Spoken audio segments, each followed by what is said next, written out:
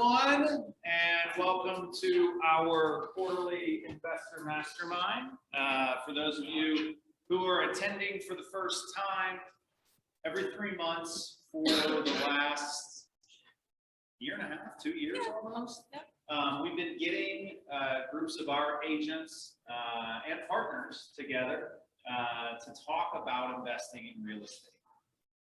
Today's conversation is going to be a really important one as we explore a bunch of different avenues all at once. We're moving into a market that could be very investor friendly, or at least spell a lot of opportunities, if not for you, at least for your clients.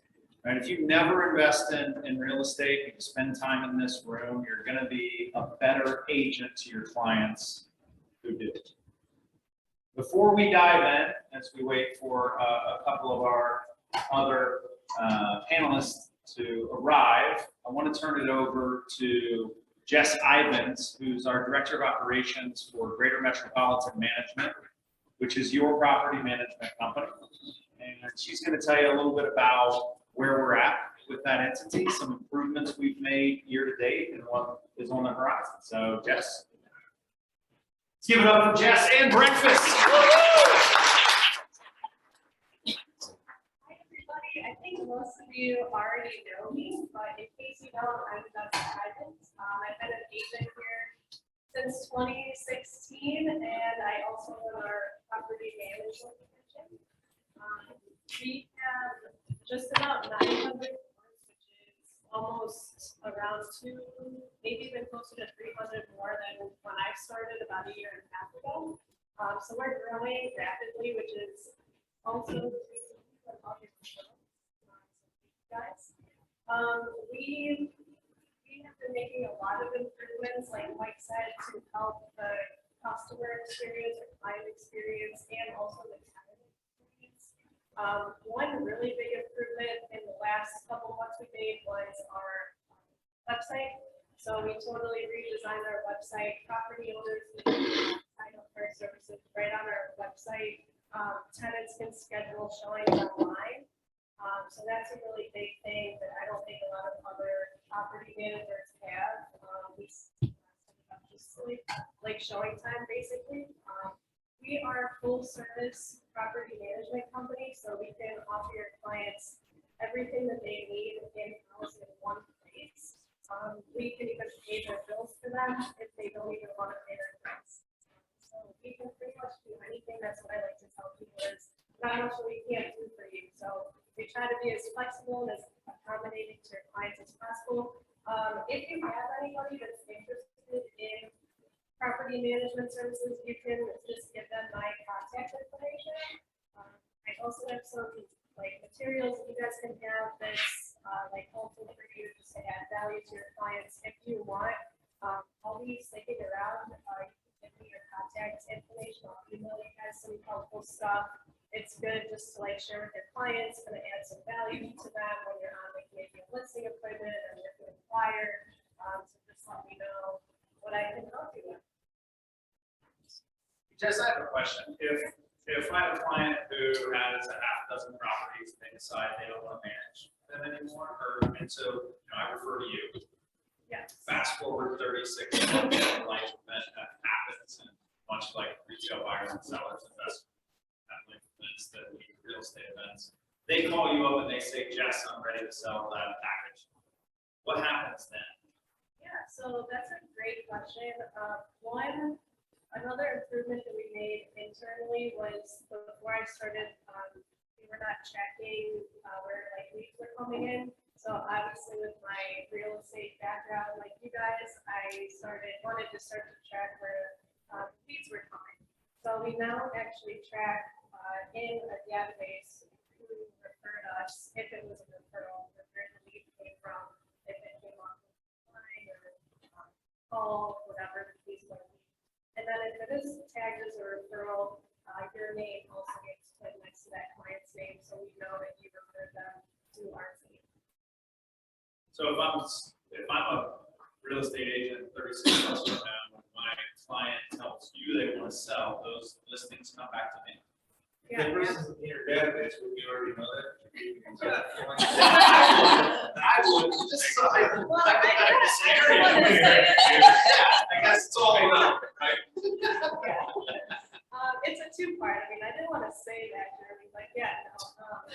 Obviously, you obviously want to keep up with your leads, but in the case that you're not keeping up with them or they don't reach out to you, which does actually happen. I get a lot of calls, people who want to sell. As long as we know that you refer them to us, then absolutely, those leads are yours. We're not here to steal leads or take anybody else's business. Well, thank you so much for taking Yeah, out. I used to ask that. Yeah. So, having a lot of investors, that should take note of that, because whenever you put a house into any type of management company, there's always going to be for that management company. At least, like the state, which push you out on the second time around. Your client will have to actually fire them, and like, that's like, wait, at least over before they can let you miss, and if they need money, you need down, right? So, that point that you're making, to me, is like a rep, it's just like a big star, because I want to retain all my clients. I don't want to just work one time for the sale. I want them to be a like customer. And I can just, I will show more of it. That, what she just says. Yeah, there are other management companies that require that you list your property, but we don't have any rules or regulations about that. And we're here to do property management, not sales primarily. That's what you guys are for. So, if you don't have any, we have actually gotten a lot of clients because of that. They didn't like how they structured it elsewhere. Well, let me know if you guys have any questions about property management. I'll be here a little bit after the meeting. Thanks, Jess. Thank you, Jeff. All right, so thank you again, everyone, for being here. What we hope to accomplish today with this format is that everyone's going to leave here with a little bit more information on various methods for investing. Right? So give me a show of hands if you are currently invested in property. Okay, so how many of that is buy and hold strategy, where you're just holding it? Okay, how many of you are consistently flipping properties? How many of you are currently involved in a syndication or a larger project? Okay. I'll just hold my hand. Okay, how many of you are involved in a development project, right, from the ground up? Okay, so a lot of experience in the room around buy and hold. But still not everyone. A good amount of experience or exposure to flips, not as much around syndications or development. So we're gonna have 4 conversations with 4 different agents who are operating in these ecosystems. And the goal is that you're gonna leave here with a better understanding of that and maybe take the next step down the path. As I mentioned, you don't have to leave here and go buy another property or pick up some land and go to the next city council meeting to start a development project. I'm sure that Jermaine is going to recommend that you actually don't. But the idea here is that as you expand your knowledge base, you're going to be a better agent to whatever clients you currently have or could have in the future. We're going to hear, as I said, from 4 different agents today. And I'd like to start with the one where I feel like we have the most experience as a room and just ease in. And that's, I'm going to bring Eric Akbar to the main stage. And we're going to have a little bit of a conversation about the buy and hold strategy and about his investment portfolio. Absolutely. So Eric, hey!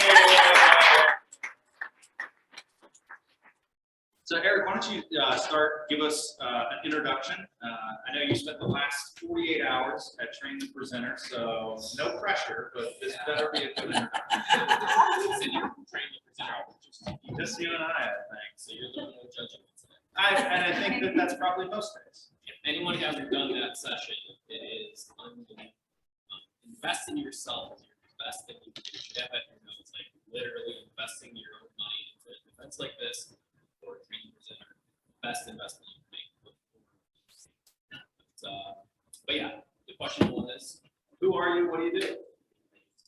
are. Many of you know me as a realtor, an investor, or a coach, all three.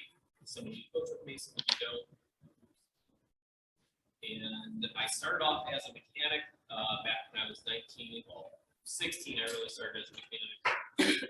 Stopped at 19 and started really like investing in cars. I'd buy and flip cars and make like $500 each. And I was like, hey, I can flip a car and make $500. If I made $500 doing that, that was the same money I made per week being a mechanic.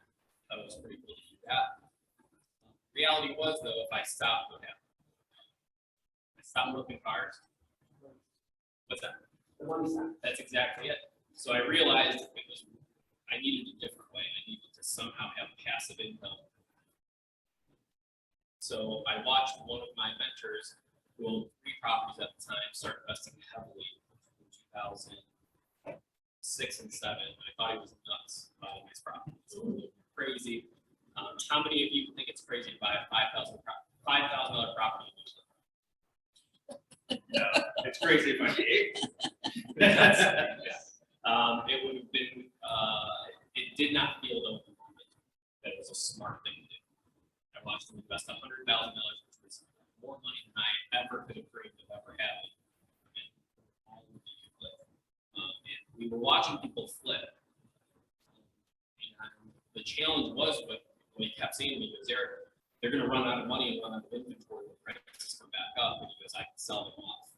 He sold off just last October 4 of them for 4 times his original investment for all, I think it was 120.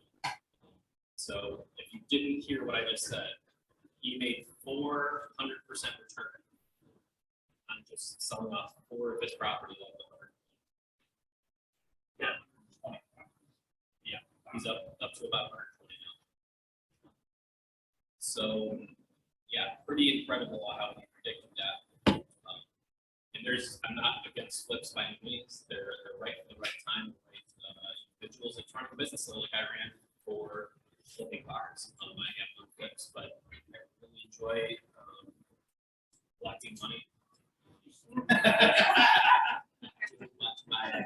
My wife will tell you I'm really good at doing nothing, and that's what the best thing really stands.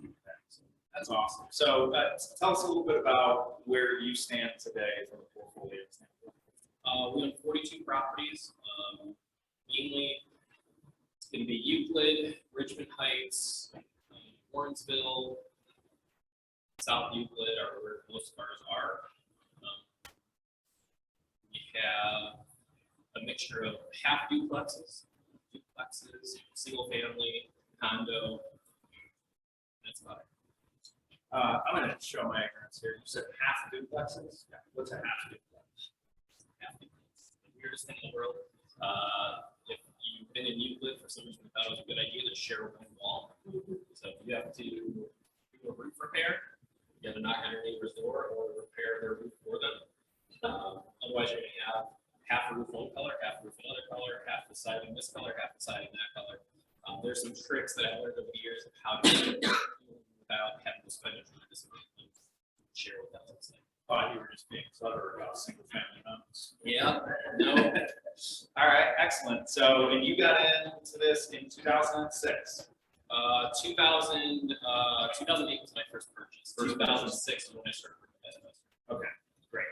So, how for the folks in the room who maybe have 1 or 2 or 10, what was the progression for you to go from I'm going to make this decision to buy an investment property, buy a house that I don't live in, which confused my parents to no end, and then end up with 4 dozen.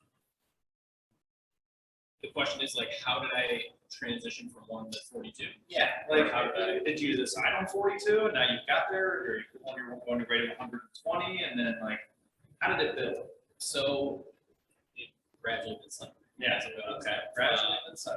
The reality is you really have to take some time to be very patient.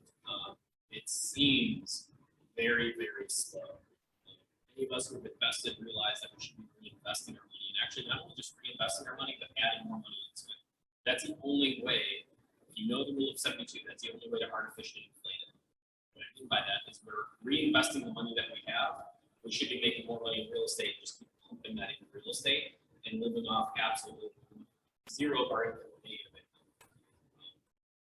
So, You can say the rule 72, some pens hit some paper there. yeah. So the rule of 72 is how to calculate compounding interest. So who knows the difference between compounding interest and simple interest? Anybody volunteer?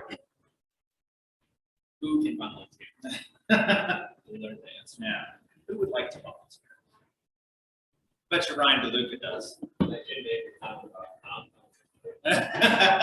Well, go ahead, I'll share. So simple interest, and then you'll jump in for compound. So simple interest means that I constantly make 10%. If I'm making 10% of my money, that means I invest $100 grand and I make $10,000 per year indefinitely.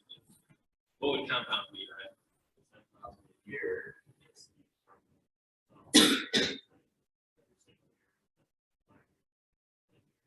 Yeah. Which create less than it's like. Exactly. So you're taking that $10,000 profit, and now I'm not making 10% on 100,000. I'm making 10% on 110. And if you're already confused, that's why Rule 72 exists, because it keeps getting bigger and bigger and bigger and bigger and bigger. Warren Buffett talks about that's the main reason why he succeeds. He's just reinvesting his dividends, and that artificially inflates it very quickly. So the point being, though, is if you take the rule of 72, long story short, it's a way to figure out how quickly your money doubles because you don't care about interest rate anymore. You care about how quickly your net worth is doubling. So at 10%, you do 10 into 72, that comes out to be something like 7.2. Yeah. So every 7.2 years, your money doubles. A lot easier to get it that way, right? Now, if you can make 20%, it's actually like three and some change that your money will double. So if you start off with 10 grand, there's a whole story that I won't get into, but more or less, if you start with 10 grand, it's going to double every 3 to 4 years. So all of a sudden, you'll be at $1 million in something like 12 years or something. So good takeaways in that. One, compound interest. Those who understand it earn it. Those who don't pay it. Right? Practically, how do we apply that in our life? Give an example. A lot easier than you think. Don't spend your investment money. The money that comes in, you need to put into an account and reinvest by the end of the year. You should have a spending and investment goal. If you're taking anything away, have a spending and investment goal every year, and it should include the rule of 72. What's next? I was going to say I interrupted you with the rule 72. You were going to tell us how it all built. Sure. So, by not only did my wife and I constantly reinvest our profits, we were artificially inflated by pushing everything. We were always broke. That's what my mentor told me. You always want to be cash poor. It makes no sense whatsoever when you talk to an investor and tell you that. But you never want money in your bank. You want money invested in real estate. So, or invested in your company. I was very confident that we can make it work. So instead of buying cars when we needed cars, buying vacation, we made sure that we found a way to reinvest the money, and then we would let those monthly payments roll into other items. But we always had cars that were older or beat up or anything we could for a very long period of time, so that we can't afford the vehicles that we have now. And we enjoy it. What are some examples of those? I can talk to you a little. But my favorite was my '95 Civic still in high school. But I still have. We've got anything from the Cadillac ATS-V, which Ryan DeLuca had up on his computer screen. Like, that's a pretty darn cool car. That's a fun one. We have the nice F-150. We have the McLaren. We have the old Camaro. All sorts of stuff. Not that McLaren. Now let's get real for a second around. That's on paper. That sounds really easy, right? So, as anyone in this room wants to protect that income and reinvest it, I mean, were there were there tricks that you and Jill will use where it was in a password protected account and that password was in a cup of water in the back of the freezer and you had to wait for it to thaw out to get into it? Or, what were the things that you kept from saying, okay, this is enough, or we really need this? So how did I differentiate how to spend the money on things we needed versus investing in real estate? That question? Like, how did you actually not spend that investment money?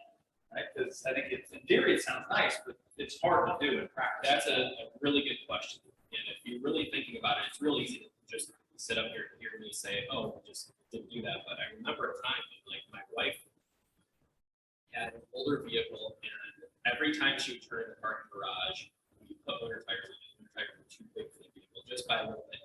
This horrific low rubbing noise. She would get embarrassed about it. Why don't we just go get another car, or buy the right tires, or do whatever it is? It's real easy to just pull the trigger and be like, do it. We can do that easily. The answer to that question was we were more worried about where our goals were and making sure we hit those goals every year. So it wasn't about how can we get the next car, which is very odd if you know me.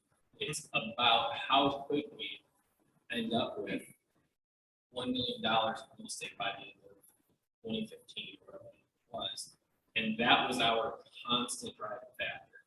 It wasn't, when we focus on expand. I don't want to eat a bunch of old laws than that this week. But the point being is that's genuinely true. Like, if you're focusing genuinely on, no, I need a passive income of X amount of dollars. I need to buy X amount of dollars. And most importantly, I already gave you a big hint.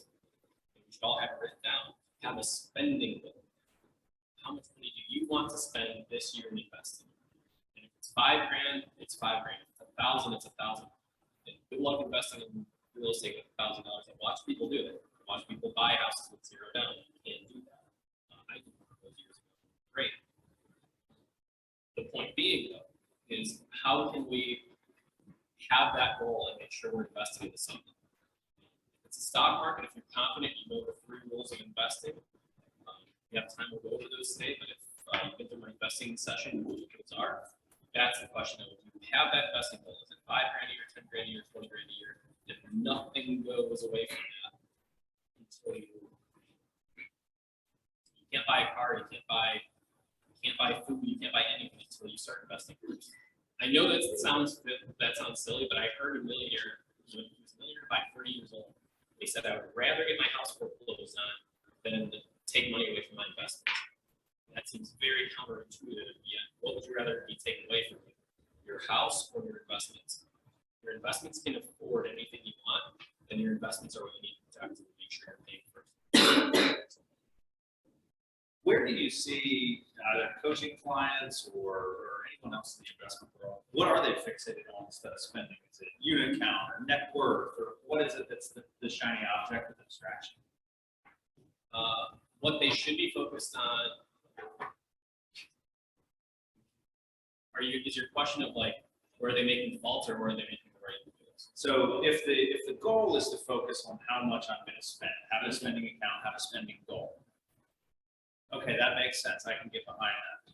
What am I likely to put in front of that? Is it like, oh, I want to get to 4 units by the end of this year? What are the other things that I could be setting goals around that I need to sort of ignore and just focus on spending?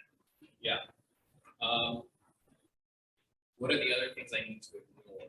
That's a good question. Reducing everything you possibly can. Here's a quick life hack for that. Never buy something without taking 24 hours to think about it. If you're at a car dealer and you're like, oh, my car's in for a repair, and they're telling me I should just buy a new car and scrap the entire idea. I can bring a car. Sorry. The reality is, though, you should wait on those items. Or if you're at Best Buy and you're like, oh, that TV looks pretty cool. In 24 hours, if it still seems like something you need, then you should go and invest in it. If not, though, if not adding more value than it does, if value's less than the price, then you shouldn't be buying something like that. That's also really plan ahead of it. Look at your spending. Really detailed about your spending. How many times are you going out to dinner? How many times thing you should be doing? think that's your question? Yeah, it works. Yeah, I would go back. through I your think it's my credit- question too. Go back to your credit card statement for the last 30 days and highlight anything that you did not absolutely need. And that's it. Multiply that times 12, and then you should be able to figure out how much money that should be a good investment for right there. That money wasted that you can invest in. I love that. So, you know, with most of the room in some stage of the bio strategy, between unit 1 and unit 42, let's get a couple of big lessons learned to what you would have done differently the second or fourth times that you're going to do on the 42nd, 43rd. Yeah, so don't, being extremely cheap helped me very well from the beginning. You have heard my story when I would go out with my friends when I was like 18, 19, 20 years old. I literally had bread and water. Dinner. I would put the bread comes to the table, I would eat that, and drink water. Like they made fun of me and I didn't care. But that helped tremendously. And I'm still friends with all of them and they still realize why I did that. I don't do it anymore. But I did that because I didn't save. Now, what I did badly, that habit that hurt me later on, is around house 4, 5, or 6, I realized time is money. And if I could fix something over 6 months or hire different crews to do little things to monitor them, I was losing a lot of money. 6 months of rent. So speed is everything. Get these properties occupied. Any of you that coach with me, I think there are 4 items you need to absolutely stick away from that will cause serious harm if you're in real estate. They're super easy and simple items. Write these down. Number 1, make sure they're occupied. Number 2, make sure they're insured. Number 3, make sure you pay your water bill. 4, taxes. Thank you.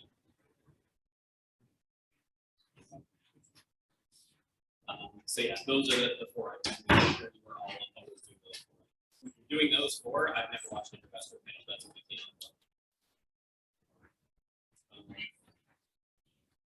Yeah, please. So the is That often. the cost of losing maybe a month or 2 production versus fixing it up and getting more rent. I am able to fix it in here.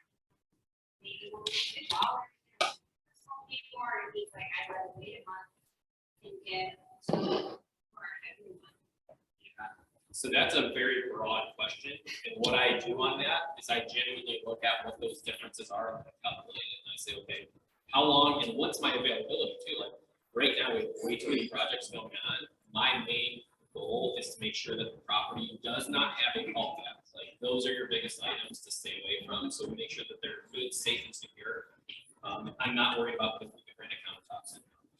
Now, if I am looking at a project I'm doing, I'm putting countertops in either way, or doing a whole bathroom model or whatever that is. I'm going to calculate saying well, there's 2 months of rent. By doing that, so there is. If I say it's a month, by the way, it's going to be 2 months. If I say it's 2 months, that's another good lesson learned. So then I take that into calculation and more or less do that exact same thing as if I'm buying a property. So if I'm spending 10 grand on it, then I think my rate of return is 20%. I'm doing it. That 20% rate of return, if it's 5% rate of return, then I'm not doing it. So I would look at it that way. Any other lessons I've learned though? When you grow to a larger scale, you have to have systems in place that can be simple systems. But now that we have all of these tenants, they only contact us maybe once a month, but that's on average 1.5 a day. Trained the presenter for the last 2 days, jumping right into an investor mastermind and Indians game this afternoon. It can be pretty tough. I might have 4 or 5 things that I need to follow up on. So having a good system in place of capturing that, we're talking about now getting into a grasshopper system that all the tenants have those phone number, that phone number for grasshopper, and it puts it into a central email and send it out to a repair guy that we now have full time. Yeah. So how many people do you have at the team working on this? Just you and your assistant? Yeah, just myself and Taylor, many of you know Taylor, and then we also have a full-time maintenance guy now. You should be able to do about, write this down, maybe 10 to 15 on your own. You should then at probably 10 to 15 have some type of admin to help you out. That could be a VA, by the way. Once you get to about 30, is when you need a full-time maintenance guy. 20 to 30, and it depends also, like, are you talking about like, in your apartment building, or are you talking about 20 single family homes spread across your homes? I would say that's if you're ambitious, you could knock all of those up maybe by 5 to 10 numbers. How it would involve doing that. How soon do you go property with? Where's the property? Depends on how involved you want to be. The reality is, I like to manage my own properties, and it's probably a little bit of confirmation bias. I like to jump in and be involved. But if I've got clients that I'll refer to property management companies because they're like, if you're out of state, it should be more of that question, not how many units, but how involved you will be. I do think, and I do this often, agents laugh at me. They're like, if the seller calls you and wants to sell their home, like, my take on that as a seller is, why would I sell that home? I should rent it. Yeah, what do I do as a realtor then? I lose a listing, right? I'm losing $5 or $10 or $15,000. Yeah, it's a significant improvement for those individuals. So, What's your main goal? Like, do you have a certain number of money you'd like to get to, or is it just like that? so my goal at 18 years old was to be able to retire at 35. I'm now 36, and I do have the availability to do. My next goal is not a relevant goal, which, if you know me, is not something I recommend. A relevant goal means it means something to you. My next goal is this, a relevant number of 100 units. I'm currently searching for, like, what is that next big item I'm going for. That's the great question. Great. I've been fortunate enough to watch some work there. It's quite phenomenal this year. I can concentrate really concentrating on the problem that you did, which is hiring. And it's like, you gotta have, but it's just strategically hard. Yeah. Yeah, so it's like a strategy on how you want to still get higher. Real easy today to get high rents, right? Rents are out of control. The units, literally, since I started buying, doubled the rent. So, I make sure that they're solid and secure, and by doing that, a lot of times, like, back to Nicole's question, like, well, how far do you want to go with the property? Like, I do want nice, new, fresh carpet. I do want nice painted walls. Am I worried about replacing some scuffed up baseboard? Strategy is, if my low number is 20% rate of return on purchase price, not cash. So that means that if I'm buying something, if I'm investing $100,000, I need to have $20,000 of passive income after all expenses in my pocket. That is my goal. If I don't hit that number, then I'm not investing. You read that there, 20,000. 20,000 a year. High rate of return. Yeah. So you think that's the. Yeah, 20% cap rate. So $100,000 of purchase price should be $20,000 of passive income. That's your floor. That's my floor. So if I'm not seeing that, I'm not investing. Now that may change, and the way that you can artificially inflate that number is by doing cash on cash returns. And if it get a cash on cash return, meaning if you get a loan. So if I were to invest in 4 properties, so $25,000 down each, then I want to see 20 grand in my pocket to be here. That's the strategy that works easily, and you can do it all day long today if you can get 4 loans. That pretty much equates to about the 1%. I was trying to do the math, but yeah, something like that. So, by the way, every 1% rule means $100,000 house rents for $1,000. So I want to wrap on this. If you could, have you put your contact information on the whiteboard behind you. And my last question, business case. Oh, just in the context of what we all know as, as realtors, yeah, I mean, a 20% cap rate is, some people it's gonna sound mind-blowing, right? If you've worked with an investor, at least, anything bigger, it's like, hey, if I get something in like the 8s and 9s, that'd be tickled.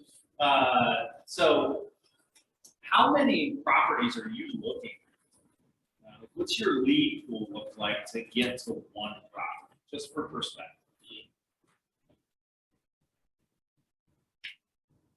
And I need an exact number because I think you coach people to know their numbers, right? I do. I would say probably for every property that I'm scanning on the MLS or hearing about, it's probably 101. So I gotta maybe more than that. Because I mean, on the hot sheets, I look at the hot sheets constantly, and it's only every now and again that you're gonna be able to pull that out. Yeah. That 20% rate of return, by the way, I know some of you personally have done that. Raise your hand if you've made over 20% rate of return on your numbers. It's possible. So Yeah, it's a quarter of the room. yeah, exactly. So that seems high. Some of us have done 50 and 100. That's awesome. Well, Eric, thank you so much, man. I appreciate it.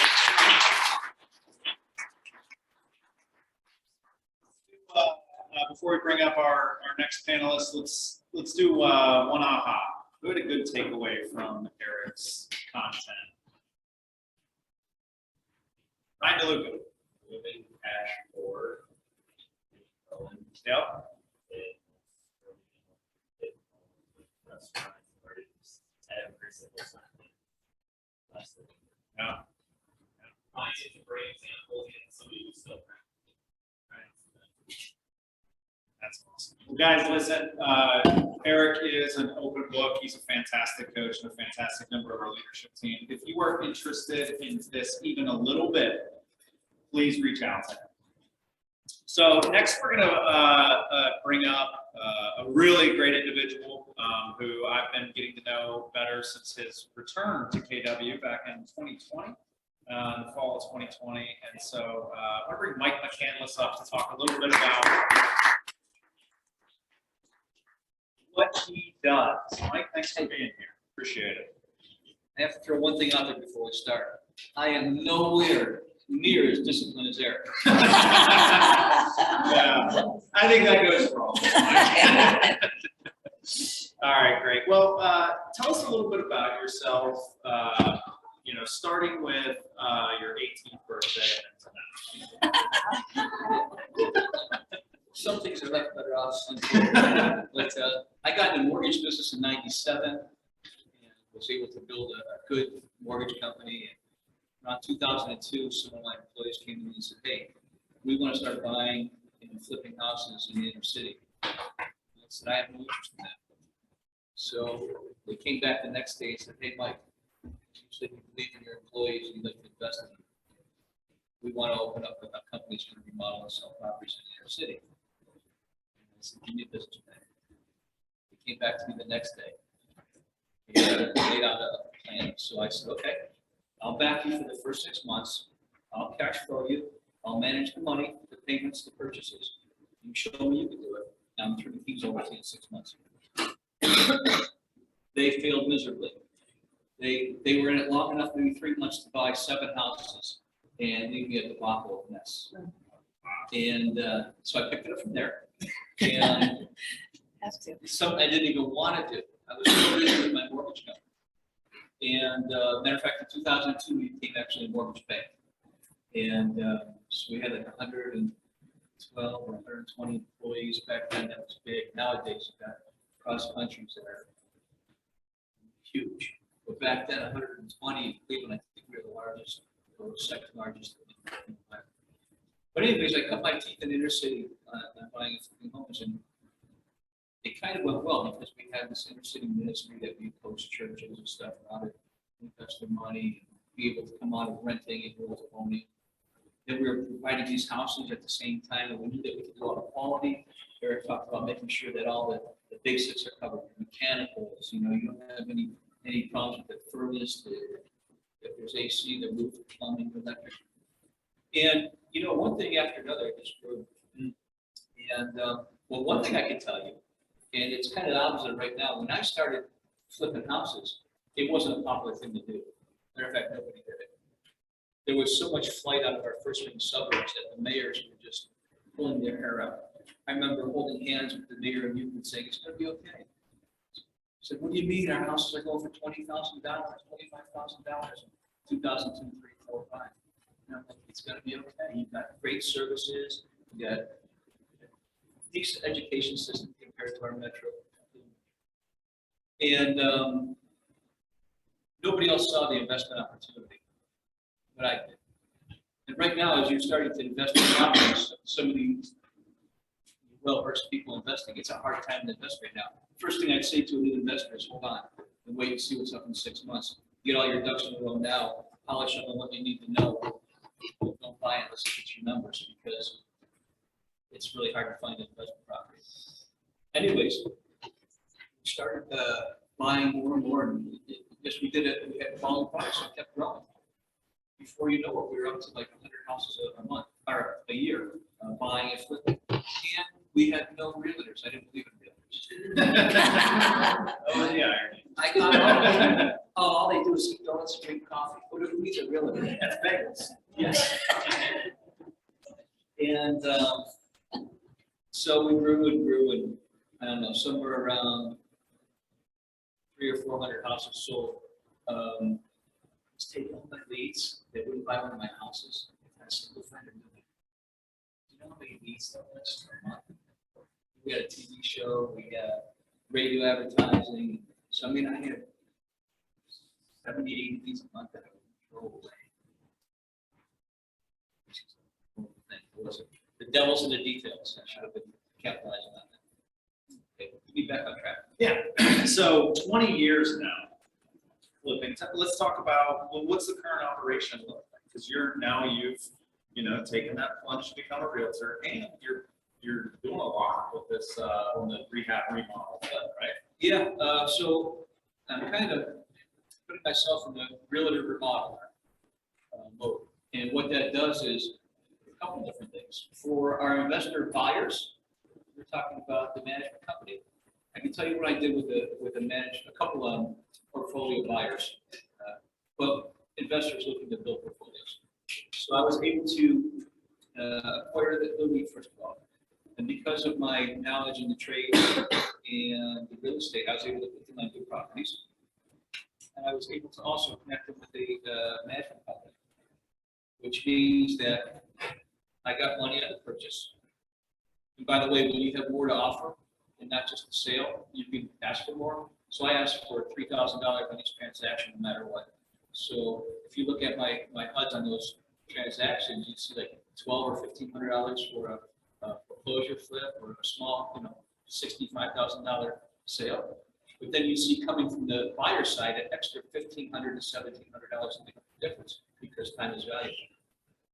So I'd make $3,000 on the purchase. They would need some work done, and I became very knowledgeable with my crews, and I wouldn't let anybody in their house that I would let in my own house. So I'd make another couple $1,000 on the construction, all disclosed up front. And then I would put them in a portfolio or a management company that would allow me to sell them at any time and not restrict me with any kind of 3%, to the management company, which is huge. So a little bit down the road, let's go down five years from now. The market's changed. It's not a great buying market, but it's a huge selling market. And investors, especially the overseas investors, they're looking at returns. So now we're starting to list some of their houses, and I have no limit on, having to pay XYZ company 3% of the profit, because I have that. So that's where you're huge in the process. So, looking at where you're at now, 20 years ago, you were forced into it, right? And maybe somebody in this room is going to elect to do some flips or to help service people on flips. Where did you go for knowledge? Right? Was there a guy like you sitting at the front of some room that was explaining how things work, or how'd you figure it out? I just got blessed with God. He's blessed with the right people around. And I asked a lot of questions. I didn't want to just throw money at things, so I wanted to know. You come up with a rule. If you're doing flipping, you have to have a rule. You have to know about your investment that you're putting in the property. You have to know what your acquisition price is, your rehab price is, and then your sale, your profit after you pay a realtor commission.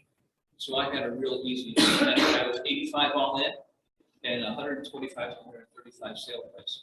Those numbers work. So if I bought a house for 50,000, I could put 35 in. If I bought it for 40,000, I could put 45 in. So that's what I always worked on. So I came up with numbers that worked, and I didn't let my heart, push me past that. Because right now you find a lot of people that are chasing real estate. I haven't bought a house in probably a year and a half, maybe 2 years. And why is it? Because your profit's all in the purchase. It's an acquisition. So whether you're flipping or whether you're renting, I'd write that down, guys. it doesn't matter if you're flipping or you're renting. Right now, if you buy an emotion, you lose. You'll end up financing a property that's going to give you $100 a month return, and $100 a month return isn't enough to carry a property because figure every 2 years you got to paint it, right? Or every 1 year you have to paint the mains carpet, you'll be upside down. So that's not a good program. Know your numbers. Now on the other side, what I'm really starting to get into, and it's with the help from a couple of pushes from different people in the business, I'm able to help my clients not only acquire a house, but as I'm walking through, I'm able to say, wife's kind of cringing on the, they love the area, they're cringing on the kitchen. I'm able to give them a price of what that kitchen will cost on our initial walkthrough. So as we're walking through, I'm like, what about this? What about this? What about this? Get a pen and paper, write it all down, see if it makes sense. If that property doesn't make sense for the customer, we can move on to the next one. What that does is allow me not to have to wait on them getting prices from contractors and waiting while that house gets stolen off the market.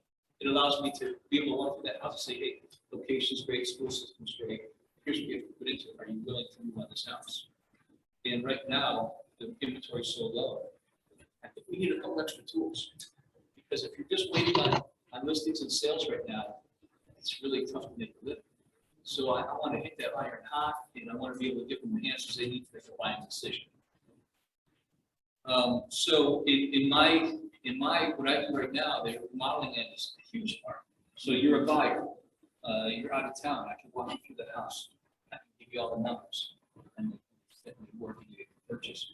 We just did a vice president of Joanne Fabrics, came in from Delaware, and just hired it. And he knew nobody.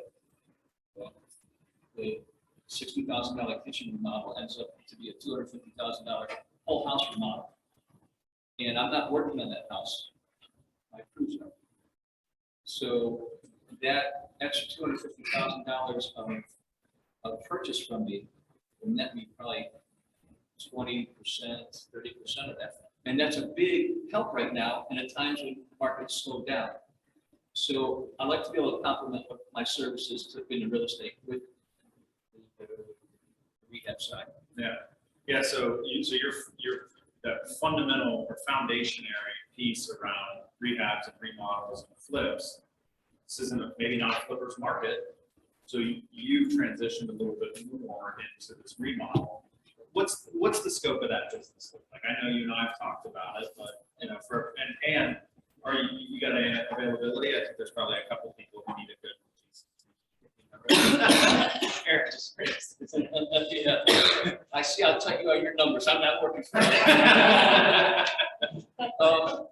I can tell you another thing that another avenue. Let's say right now, like never before, if there's a lister, if there's a seller, I mean, going to list the property. Do you see them interviewing 5 or 6 different agents right now? I know I do. I see that they're not just taking, Keller Williams or Howard Hanna as their name. They're wanting those stats and numbers. At least I see the sellers becoming more and more savvy. And so I can actually walk through a house and say, hey, listen, you'll get 500 for this house as it sits. But it's a market where you can maybe maximize a little more. If you put 7,000 or 10,000 into this bathroom, you might get a good extra 25,000 each sale. Now, it was a little easier to do that back in the spring, but now as the winter's coming and we're seeing the market change, we still have room there, but not a ton of room. If you could do a $25,000 kitchen and add 75,000 to the sale price of the home, it makes sense. Yeah. So knowledge, and ability to help your customer on more than one level. And so, for everybody in the room, I would recommend you take advantage of whatever opportunities you have, right? So we can't all, have been thrust into half a dozen properties 20 years ago and learn on the fly, but whatever listing you have that might benefit from a bathroom remodel, like go ahead and run that out, right? Get a quote, get somebody in there, ask questions, right? How important is it that when somebody's walking through, a lot of us pay other people to sit in our inspections, right? That if you're going to send a contractor to the house to get a quote, go be there with them and ask questions. Well, this is a $5,000 job. Like, how would you make it 4,000? Or should it be? Or and ask those questions, because if you do it once, now you've got you might not have 20 years of experience like Mike, but you've got a perspective, which is really valuable as you enter. Like one thing I want to add is, so it doesn't just fall in your lap usually. Just like you're saying, if you don't know anything about remodeling and you really don't want to know anything about remodeling, but the next customer comes along that needs remodeling, if you just put a little time investing into that, maybe walk away with a little knowledge and tools to put in your belt, that you don't have to be a contractor, but maybe you can start being an advisor in the area. So that next time the customer has that question, you can say, listen, quote me on it, but I think you're about $35,000 to $40,000 on this. And if they want to make a commitment, then they can do a little, stricter on the numbers. The other thing I wanted to just mention is that when you start investing in your craft, what you're doing, let me give you an example real quick. One of my Israeli investors that I met on Zillow of all places. We started off our first sale and he was negotiating with me right off the bat. I built a relationship. I just thought I'll sell to somebody else. It was my best thing. And so he came on. But what I was able to do is be his everything in the States. And what it has given me is, I think I sold him 60 houses or 65 houses in the last couple of years, 3 years maybe. And each one of those houses is in not my management company, the management company I placed them in. So I had 3 years of sales. I've had 3 years of repairs. And I have 60 to 65 houses that I can list and get ready. So you see how that grows?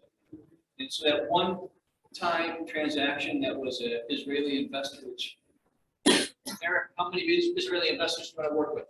Oh, Yeah. But how easy are they to get to know? oh, nice. So a little bit of investment in them because they're very shrewd and they're negotiating this. We're shrewd here. Israel is really shrewd. So a little bit of investment in there and knowing what they need to allow me to get more of their business, was able to put that on all of them and also charge them more because they saw the value. And that's really what I'm here probably to tell you today, is that as you invest in your trade, it's not just about the one listing or the sale and running around getting sales. It's how much can I maximize this transaction?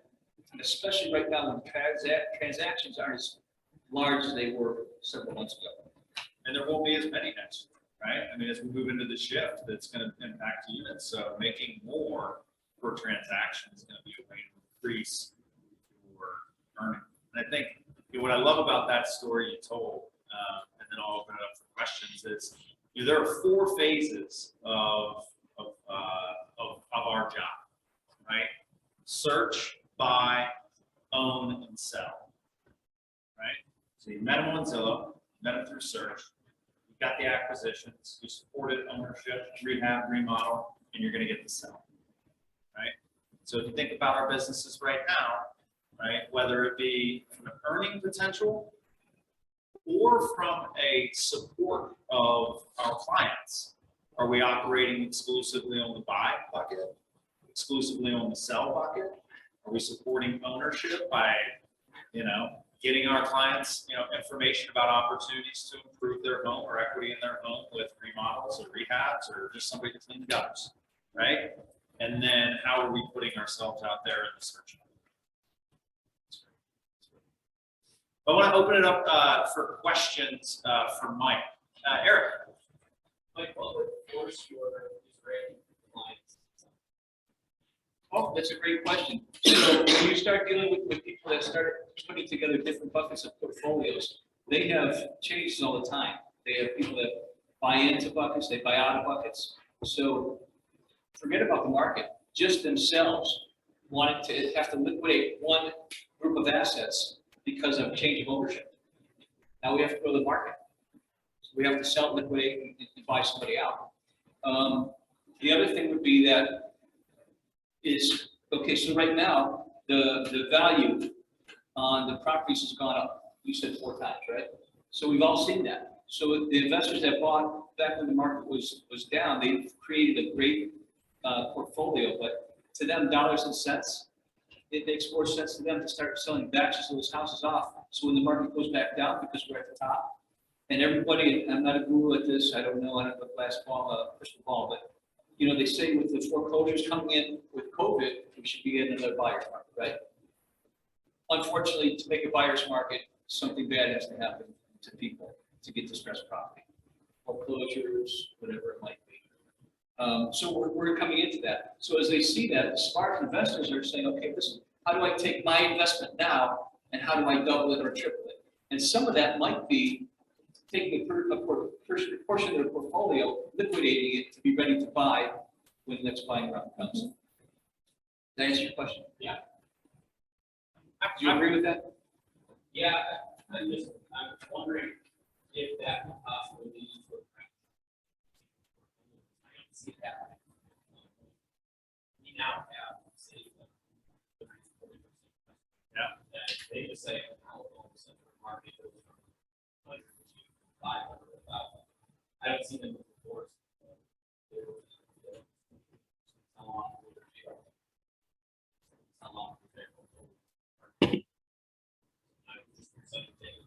Yeah, no, I think that they're very wise investors. So they go by numbers, projections, not by heart. So they're not feeling any kind of panic. They just, hey, let me take 10% of my portfolio and turn it into liquid cash. I got a question for you while we're running things up a couple. You mentioned that you haven't bought a property in a year and a half. What is going to be your trigger to say, hey, I'm gonna dust off my my TV show strategies, Yeah. And get back in the game? That's a good question, and it's a simple answer. So I said that the profit's all in the buy. And any of the seasoned people know that.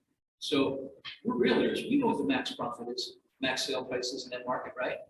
So I take my max sales price in that market and I remodel it to the level that I can get the max sales price.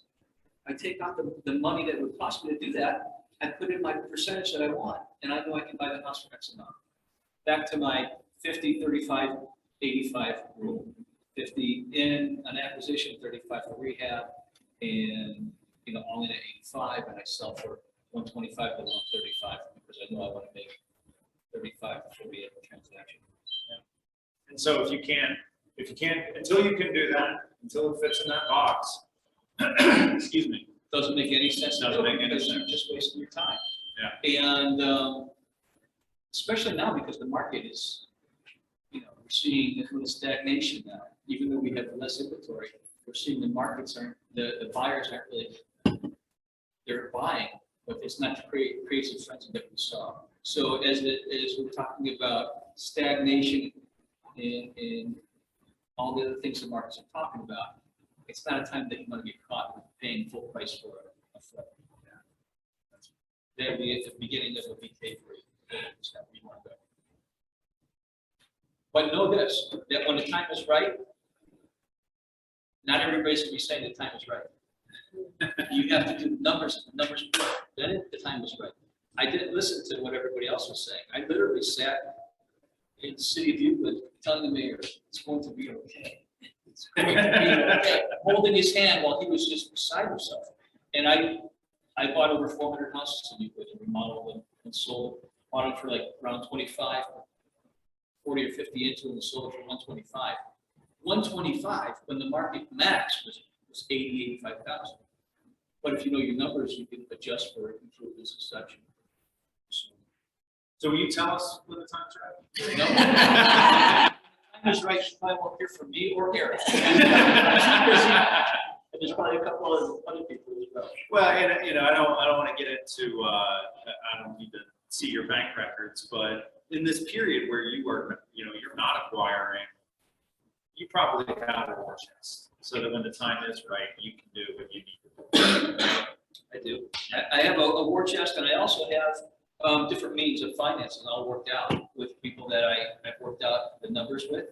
So I can pull the trigger, and whether money's coming from Israel, from my account, from other investors, Canada, Australia, California, it doesn't matter, I have them all in place.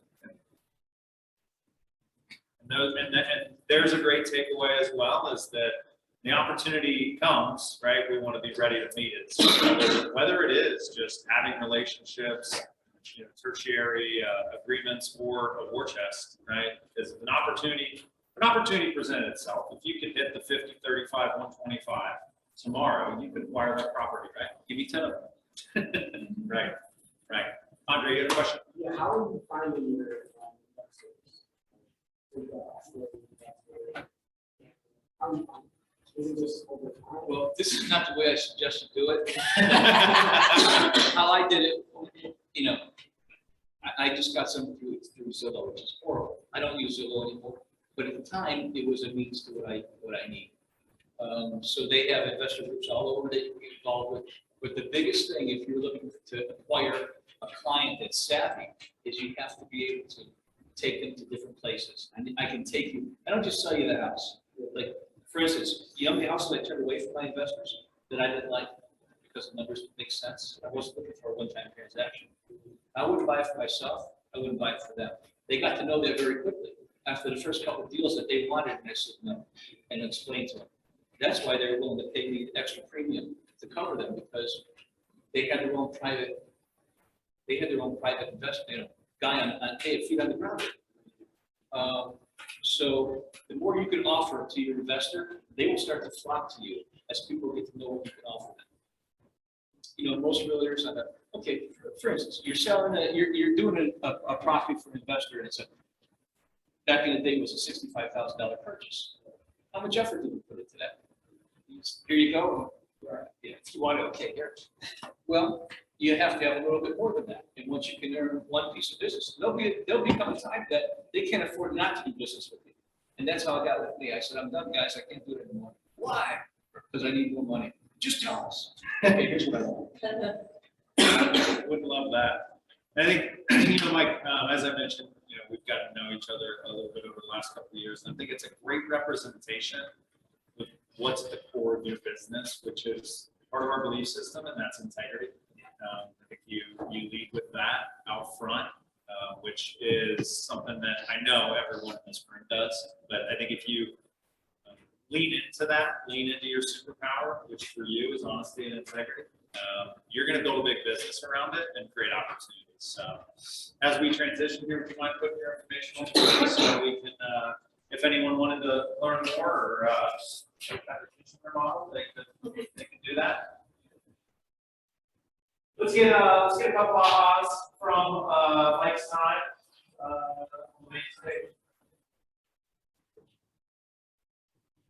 Yeah, yes. Always add extra value.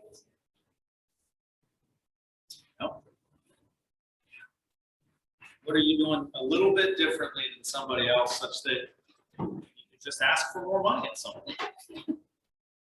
Jermaine. That's pretty much what I'm saying. Having multiple tools in the box. Yep.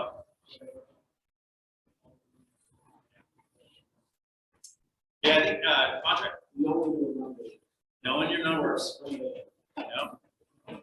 Eric Smart just hit her hat. Yeah, I didn't think that off, I think sometimes, I don't like my house because it's what we do instead of. Yeah, I have my money back out and buy this house. Right. And after said, 2 months of dates, he's losing money. Surprised how many lost a lot of people. He lost track somewhere around the. Surprised how many lost it.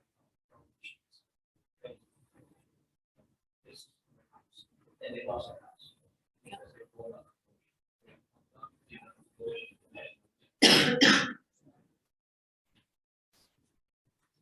Well, thank you very much for sharing, Mike. I encourage everybody, get in touch with Mike if you're interested in learning more. Next, we're gonna hear from somebody that we've heard from before, but about a new wrinkle in her investment world. So, Wendy Dixon, you guys know Wendy? Wendy is in fact the mastermind behind this mastermind, and really appreciate all of your leadership and support inside and outside of this conversation. Love when we all get together. Great. This is great. It is. So tell us a little bit about yourself and your journey to this conversation today. Oh my goodness. My husband and I just celebrated, it'll be actually our 11th anniversary of the business, which to me is the longest I've ever done anything in my entire life, so even marriage. I started off thinking I wanted to be a realtor. I didn't want to sit behind a desk 9 to 5, I'll be there at one point.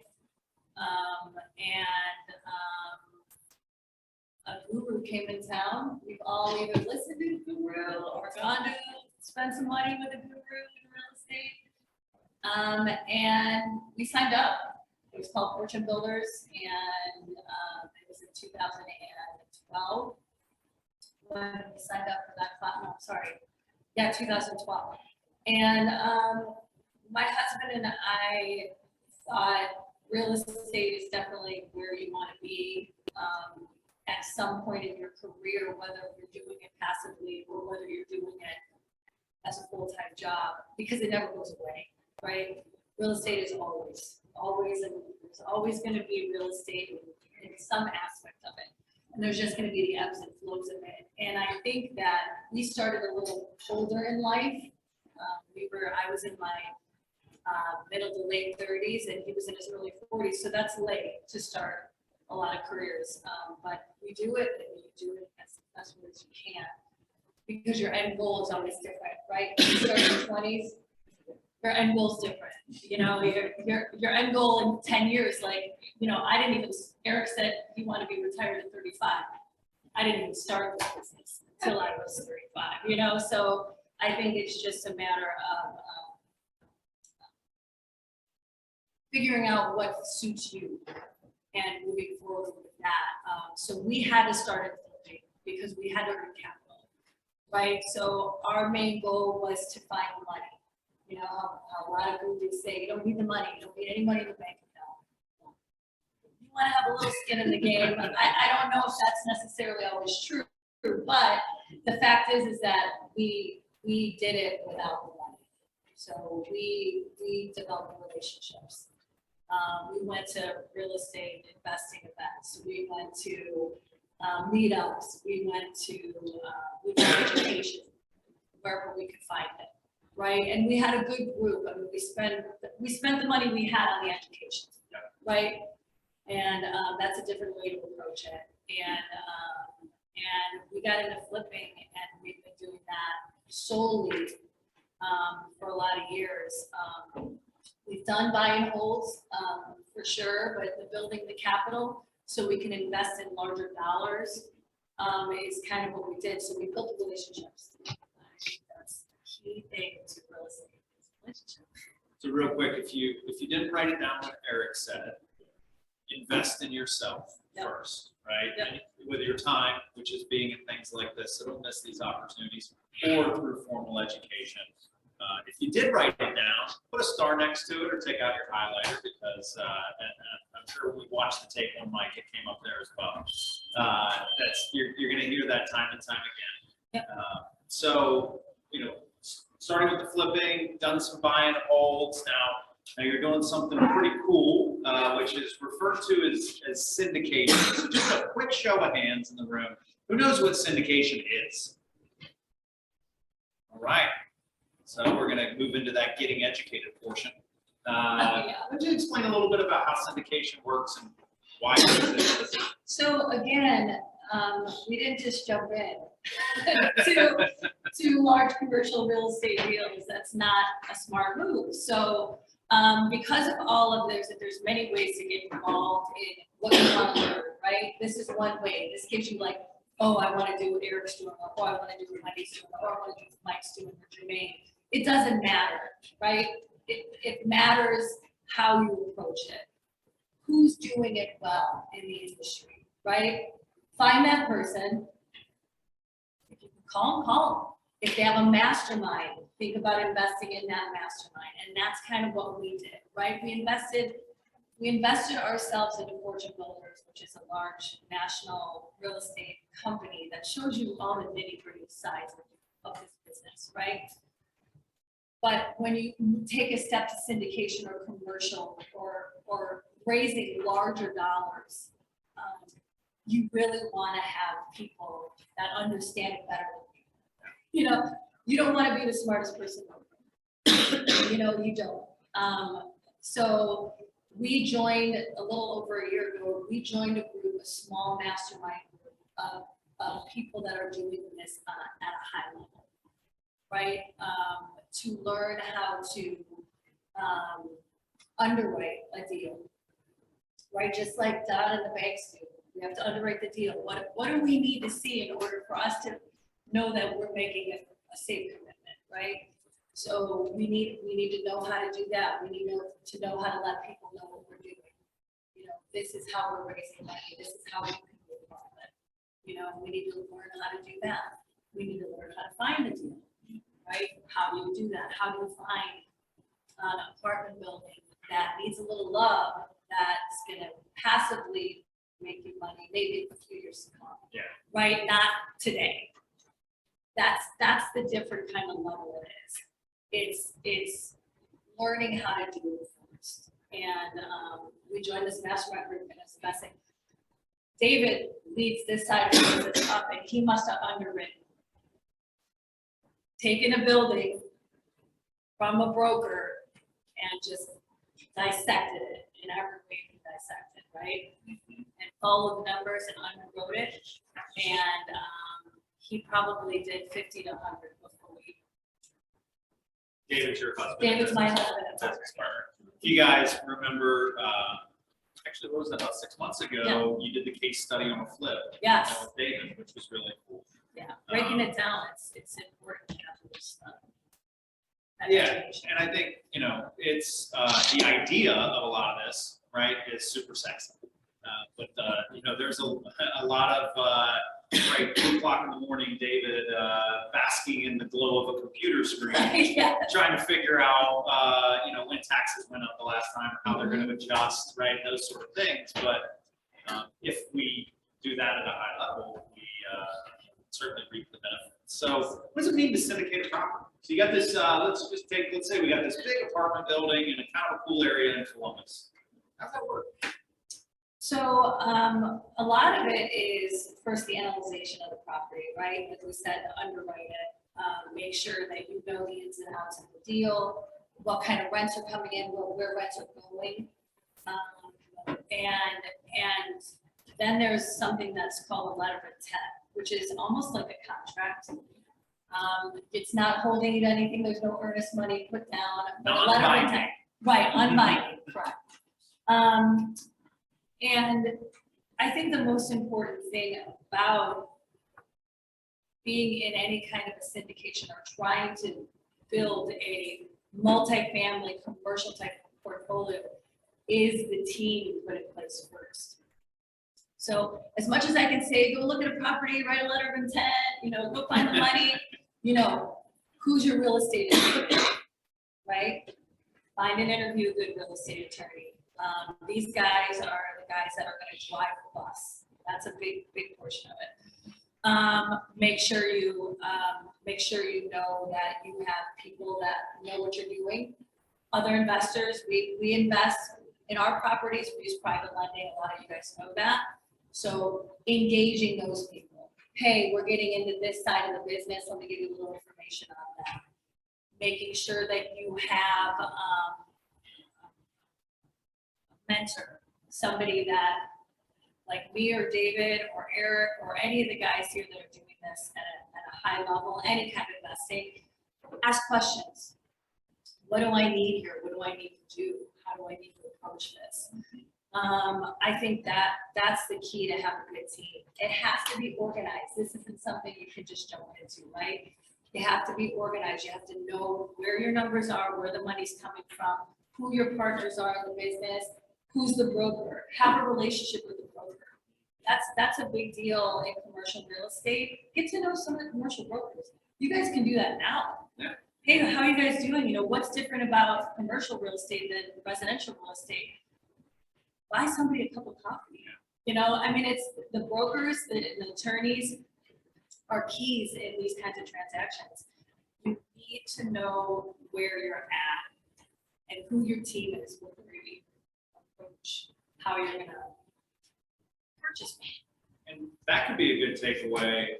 What are the syndications that you're currently doing? What are the size of those? So we purchased one that it's already sold, already bought it and we own it. It's a 77 unit on Euclid near the Masonic Temple. So it's Midtown officially.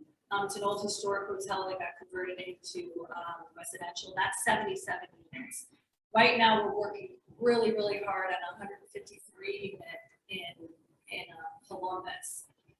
That is a larger fish. And I will tell you the reason my husband is not here is because we're in the middle of making sure that we can't close and raise the money, find the bank that's going to help us do it, working with a good banker, because there's a little of everything in a commercial real estate deal, right? You have to have a banker most of the time. Yeah. Unless you can find an Israeli or a Middle Eastern investor that wants to buy it all in cash for you. It's a process, right? And it's thank God we have each other in these processes, because it's about understanding the process. And I mean, the people that, it's people and processes. Period. That's just what it is. You need to make sure people trust you. You need to be able to trust your partners. And that's what we're doing right now, is setting it up where I want to make sure that I have the right team in place and that I'm organized. So guys, if you're gonna do it with 220 units, 230 units, it might be good to do it with just a couple units wherever you're at. Right. Your team, the people you surround yourself with, are gonna be the most impactful on your outcomes. Different perspectives. I mean, I'm sure you had some resistance from some of the people who are part of your core team that are like, wow, it's a whole different ball of wax when you've moved in here. Right. How are you going to do it? Yeah. Right? Show me how you're going to do it and how I can benefit. It's a long-term play. Yeah. Right. $100,000 minimum units. So you're selling units, right? You're selling people on long-term wealth. So Right? yeah, so the way a syndication works is it's a property acquisition. Yep. There's a general partner, right? There's somebody who's in charge of this operation. Which would be me and my husband. Which in this case is Wendy and David Dixon, right? So they're responsible for acquiring the property, managing the rehabs, filling the units, or working with the management company to do that, hiring, firing, finding the money and all that. Then there are limited partners. Right. So the limited partners come in and they say, hey, I know you, I like you, I trust you, and I believe in you. Here's $100,000. Yep. And they're gonna buy it. Yeah. I've been known to use a whiteboard. Yeah.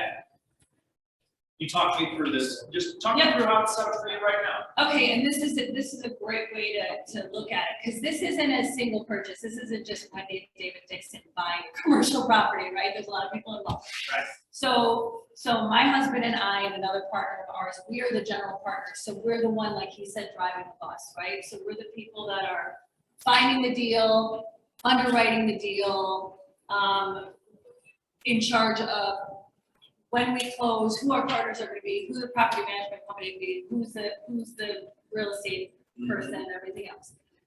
On this level, then you need the lending partners, or so right. I need a lending partner, and I need a real estate attorney. This is the attorney, right, and then the Lending. lending partners, I'm just gonna put lender here. Yep. I'm gonna use LP here in a minute. and then off I like you have much better handwriting than me. Student all Plus, caps. I like telling you what to do. And then below that is gonna be your property management company. Down here under you. Yep. Okay. You're gonna have. Yeah. Yeah, the property management company is huge, and then let's just put over here construction. It can sometimes be under property management, right? If, sometimes the property management company comes with a construction crew and can help you do the CapEx, which is the capital improvements, right, that you need to do in order to raise the rents and all that stuff. So then there's your construction. So, I mean, I think with the lender, it can be it's the lender and the bank, so say maybe private lender and the bank. So as a general partner in this equation, you're managing relationships. You're like the project manager, right? Right, If we were to build this thing up from the studs, right? You're working with banks, private lenders. How does it work, bank and private lender together? Is that So the bank's gonna look at the property just like you're getting a loan on a residential property, right? 80% loan to value, great. Okay, but we wanna make sure if it's a $5 million property, we wanna make sure that you're covered, that you're what you're worth, right, on paper. Putting that down is interesting, by the way. You know, okay, what is our worth? What's our cash value worth, and what do we have in equity, or what do we have in residential real estate? What do we have? What are we worth? What's the company worth? What's Wendy worth? What's David worth? They want to look at all of that. And if you can't show that if something were to go wrong, you're going to be able to cover that debt. Yeah. There's loan sponsorship, which is just somebody saying, hey, they might not put any money down, but hey, I got your back. Yep. I'm worth 10 million. I'll sign on the loan with you. That does not make them a general partner, but it makes them responsible for the loan. Which, and we won't get into it That it's, today. yeah, I don't want to dive Yeah. way deep into this. Let's just look at this. But when you structure these things, like there are some people who make a living or at least entertain themselves with the idea of being that co-sponsor, Yeah. right, or co-signer. And then when everything comes to fruition with the deal, they take a few points and They get some equity, move they on. get some points. Yeah. There's a number of ways you can do it. Yeah. So it's a higher risk play for them, but if it's a good deal, then everybody's happy. You know what I'm saying? But I don't want to get into all Yeah, that yeah. here because it's a big ball of wax. What's important to know here is that on these higher price deals, can you pay cash? Sure.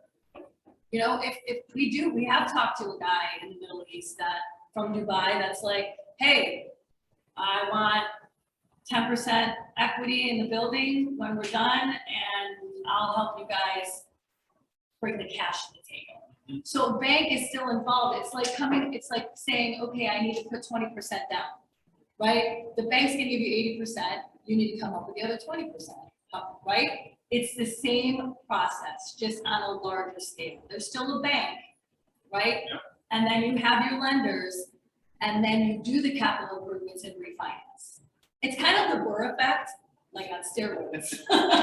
It is, I mean, in a way it is. It's buy, renovate, refinance, and do it all over again, right? It's the same thought process here.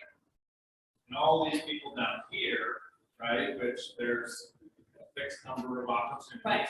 These are all called limited partners. Right. Right, and limited partners, just think of it as an investor in the project, right? Right.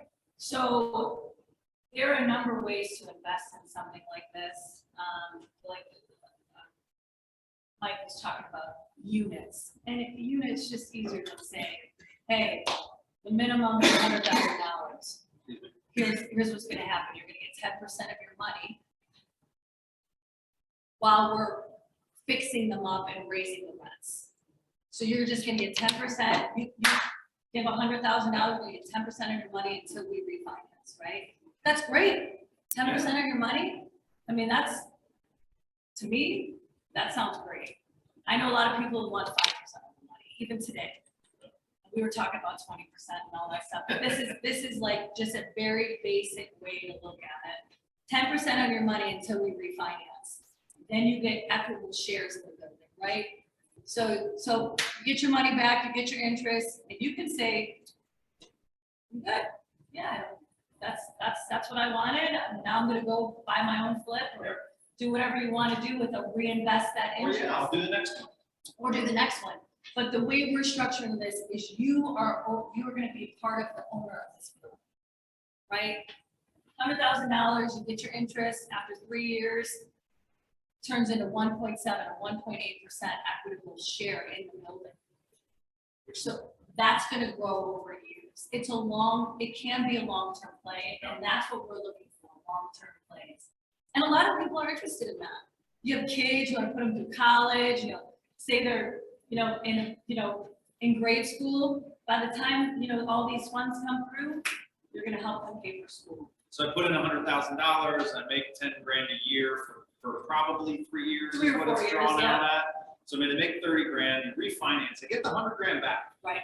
And I have equity in this that if the net profits for the building are $100,000, I'm gonna get $1,800 a year forever. If it sells, I get 1.8% of that. Correct. Right? Yep.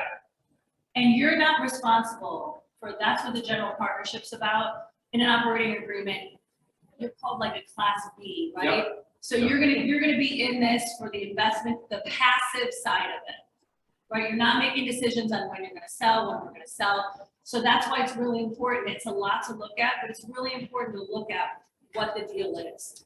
Do I feel comfortable with these people? Yeah, and some people hate that. Yeah. I mean, there's a lot of people who will never be a limited partner No. because they don't get to deal with all of this. Right. So, Art, you had a question? You kind of answered it. Yeah. Okay, great.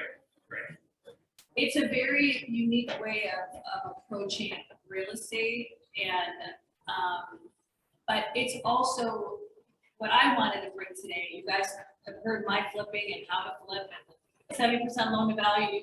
You guys have a full breakdown of how we do that, and we still do that. We still need lending partners to do that.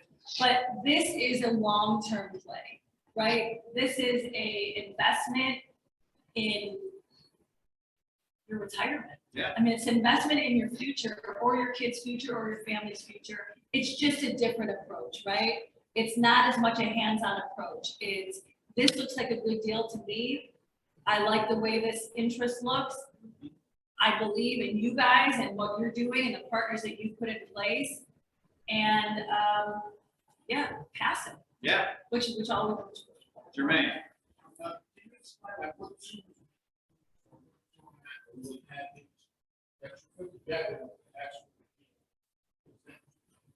that is an awesome question, Jermaine. How much do you want? I could give you a full packet of the underwriting and everything else. So what David and I have done now, and I think that this is one of the things that somebody like Eric, because he's so very numbers oriented, is going to want to see the 10-year projection. He's going to want to see all the breakdown. He's going to want, that's the way his mind goes, right? For me, I want to see, and Mike and I talked about this, I want to see a breakdown. Okay, here's the purchase price. Here's the CapEx. Here's what it's going to be worth. Here's what the bank's going to loan. Here are the lending partners. Here's their interest. If you're a lending partner, here's what you're going to get. Here's your equitable share at the end, right? we have a 4-page breakdown. Here's the deal.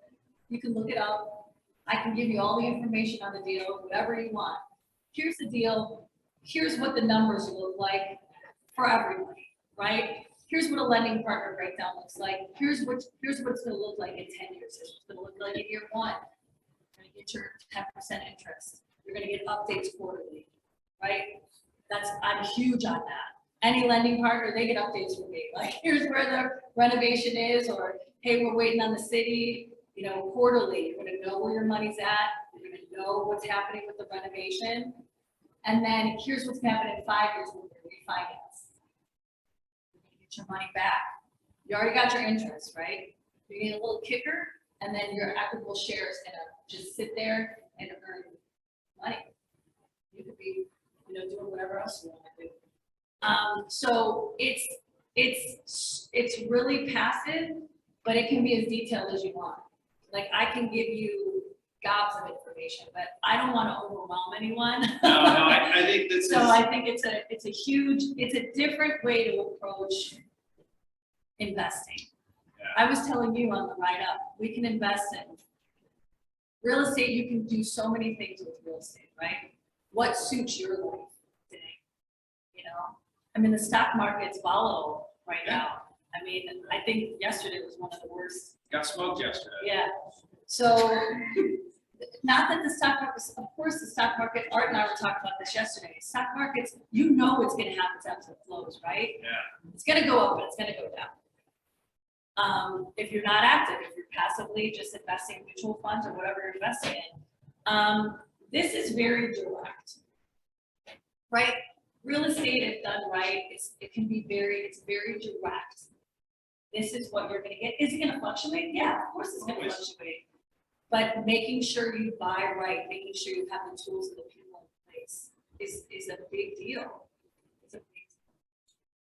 So, number one goal here, education, right? There is a world out there that, just like whether it's buy and holds, 1% rule, the flips and the calculus around that, to, this next evolution of an opportunity.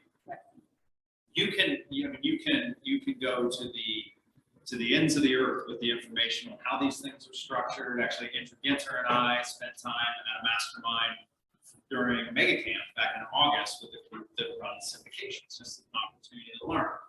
And something that Wendy and I talked about probably a year and a half ago as we were starting to try and put this group together was the idea about doing something like this at a much smaller scale initially as a company.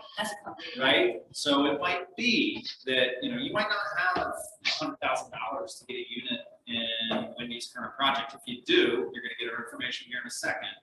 But over the course of the next 4 months, we're going to firm up with our real estate lawyers, all of the paperwork and framework to put together something of a syndication exclusively for agents at Keller Williams Greater Metropolitan.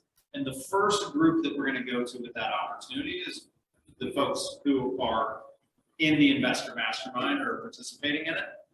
And it won't be a $15 million project. I promise you that. We're going to crawl, walk, run. But what we want to provide is an opportunity for agents in our company to get started on the investment path at a much lower level. Don and I were talking about it this morning, right? If you're going to pick up a $150,000 house, you need about 40 grand to put down through a conventional loan or go find private money or do these other things, right? 40 grand at your disposal. If you have it, great. You might not want to put it all in one basket. Right. So we're looking to provide opportunities at an incremental level to agents in our company to participate in passive income and build wealth in another way. Maybe not, maybe it won't be the only way you invest, but maybe it'll be the first way you invest. And so be on the lookout for that. We're likely going to announce that we're going to raise a fund sometime at the beginning of the fourth quarter. Sometime in October, we're gonna start pushing this out. It'll come to folks in this room first, and then we're gonna start raising the money in December. Right? So give a Christmas gift to yourself. And start raising the money in December, and we'll likely acquire we'll finish raising the money early in the first quarter and then acquire in January or February. And there will be a bunch more information coming out about this. There's a lot of things that we got to work out with the lawyers. There's a lot of interesting things that as a real estate brokerage, we can and can't do.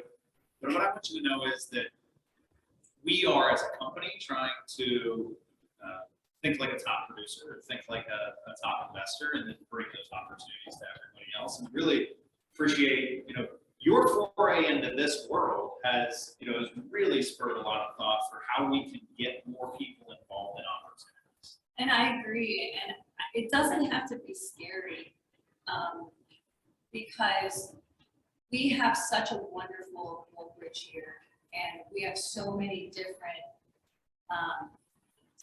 amazing personalities, expertise.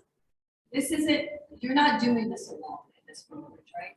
We not just me, anyone in this room, we all bring something unique to the table, right? But it's about what's right for you. This isn't right for everybody. Eric manages his very detailed, but that's not right for everybody. The way Mike approaches it, the way Jermaine's approaching it, it's where you are in your life. We all are doing it because we're in that part of our life where we want to move in this direction, and we're going to use our strengths and do this. But you don't have to do it alone. That's what's great about this company, is you don't have to do it alone. But you do need to educate yourself, right? You need to at least come and understand what you're talking about. Do you need to know every detail? No, of course you don't. Why would you? I don't want to know every detail of this. To be honest, like there's things that my partners who I trust are leading. If I tried to dissect this in every detail, I wouldn't be here today. I would still be in bed. But what's good about this is the relationships that we've built, the partnerships in this brokerage and in the masterminds that we're involved in. Go learn it. You don't have to know it inside and out. Go learn it. Does it excite you? Does it fit with what you're doing in your life? Great. Then jump in. Call any one of us. I mean, I love when you don't have to, what do you need? What can I do? Well, how can I help? Because the more that we give to one another, the more that we're going to get back. And it's about people. It's about the success of others, because once you dive into the success of others and wanting to give back, it's going to come back to you tenfold. And that's what I want to make sure that you guys take away from this group and our brokerage. How can we help? We don't want to overwhelm you with, oh my God, I should be doing this, I'm late. You're not late. I started real estate when I was 35. It's never too late, but where do you want your life to go? And make that decision, but run with the ebbs and flows of what you're learning, right? Because you want to go there, and life's like, no, you gotta go this way. You're like, no, I want to go this way. Try to listen to that intuition and know that you're going to be guided to the right decision for you, right? And that's what I want you guys to take away from any class or anything that you learn. What's right for you? What are you taking from this to help improve your business or your life or your future? And don't force a square peg in a round hole. We've done it, and it's not easy, right? It's not always easy, and but make a phone call, right? Mm-hmm. Ask questions. How can we all help? Well, and with that, Wendy, I'm going to call for a round of applause and ask you to put your contact information. I'm going to go back to our belief system here for a second, because Wendy really hammered on one that I think everyone feels, but I want to make us all aware of, and that's teamwork. Together, everyone achieves more. And you can assemble your team inside of and outside of this room, inside of and outside of this company. I think it's really important to remember that if you want to go fast, go alone. If you want to go far, you got to go with others, all right? And this is a beautiful example of that. So thank you. I have information. We've closed on some, but we have some short-term money that's in play. in the Cleveland, project, but I'd love to, like, if anybody wants any information on this, even just to educate yourself, please let me know. I have cards too. Happy to talk about it and, answer questions. Thank you so much, Wendy. All right, JB. Here for Jermaine Brooks.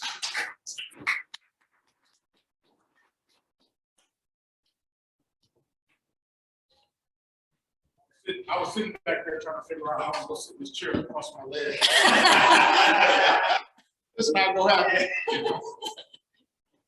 You know, one leg up, one leg down. There you go. So, really excited about this conversation.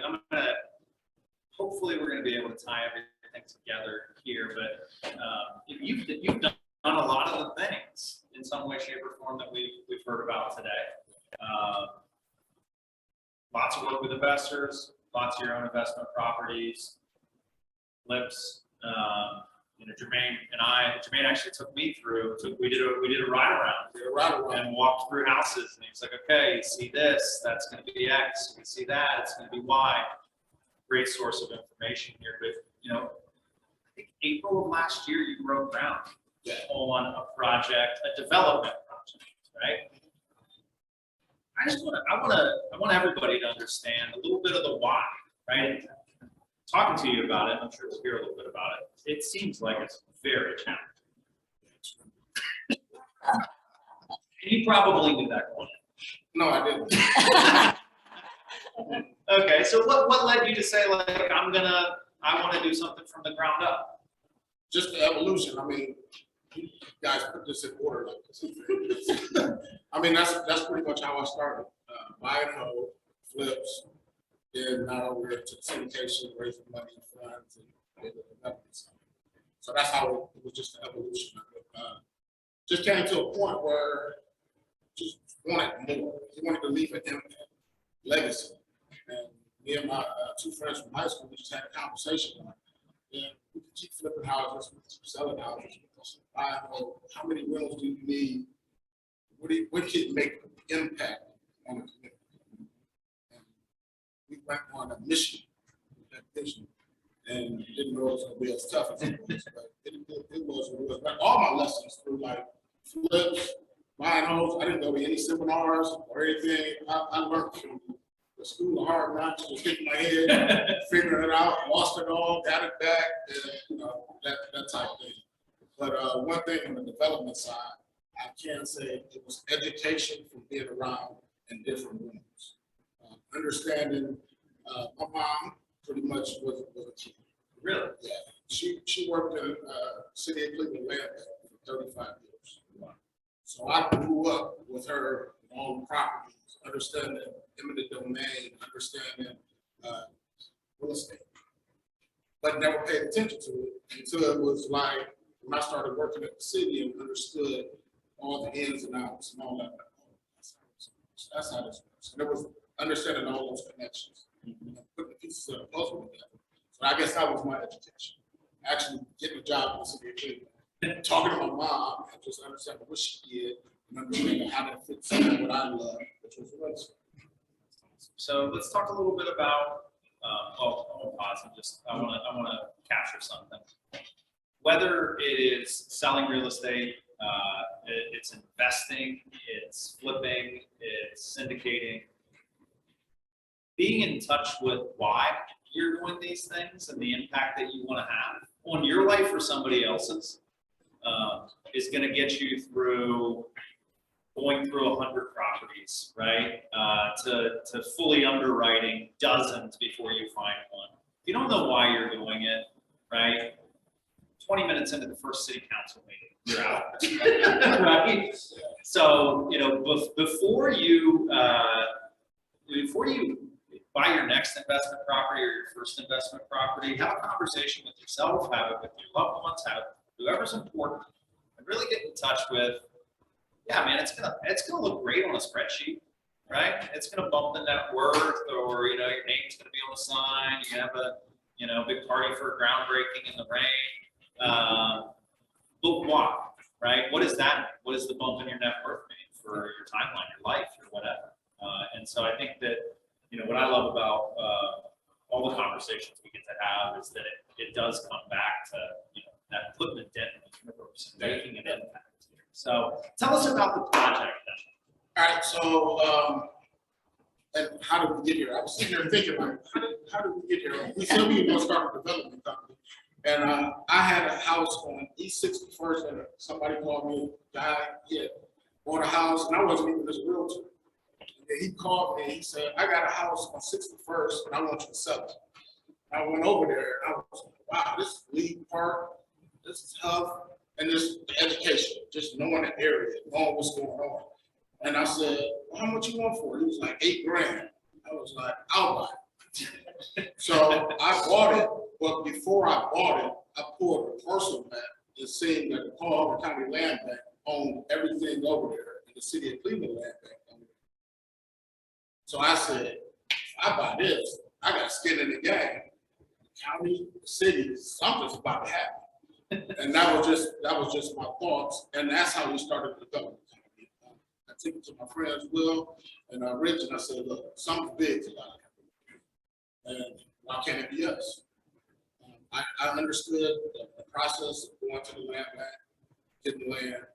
I understood the process of going to an architect, having a pretty picture. So I understood that part of it, but I didn't understand on how to put together a community. And that was where the learning took place. So that's where we started. Yeah. We went through a whole process of getting, it was called the New Health Paradigm, in which we envisioned, we had 24 parcels over there, along with the one property that we own, and we would build multifamilies. That's the only thing I was going to build. I got that concept out of, I can call him my mentor, but he wasn't my mentor, a guy named Kyron Jackson, who started here at KW, who made me go get my license, and then he transferred to Hollywood. But in Hollywood, he was like, man, these guys are buying single family homes, knocking them down, getting the zoning change and making fourplexes and making a killing. He told me this in like 04, 05. And he was like, this is what we should do in Cleveland. This is what we should do in Cleveland. And it stuck in the back of my head. So when we hit that one, we were like, we're gonna build fourplexes. That's all we did. We went through the whole city planning process, got it approved. We were actually talking to like 4 or 5 builders. And then the city council person at the time said, I envision this somewhere else.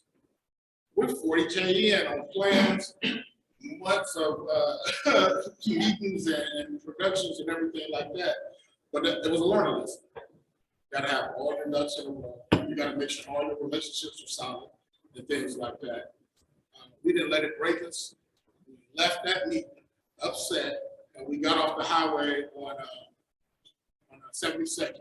We got off the highway on 72nd. My partner Richard was like, man, the guy who's working on my house right now, he owns this building right here. He wants to sell it. All right, we stopped. Just got defeated. We stopped on 72nd, and I looked at the building. I was like, man, it's right by Gordon Park. I remember this, all these old buildings, this, that, and that. And let's buy it. But before then, I looked at my phone. I was like, my brother just called me and said he knew a guy that wanted to sell these other old buildings. And I called that guy up. He was like, I'll sell it. So we had 5 parcels in which we could buy right then and there. What did I do? I went and pulled the parcel map, seeing that they demoed like 35 parcels in the area. There was a whole block with stone throws away from Gordon Park. I said, let's do it. We pulled the trigger on those properties that day, called the architect and said, we got another project to get the last one. How much is that cost? And that's pretty much how it happened. Then there has just been a process. We never understood how much politics is involved in development. We never understood how long your money really needs to be in development. We never really understood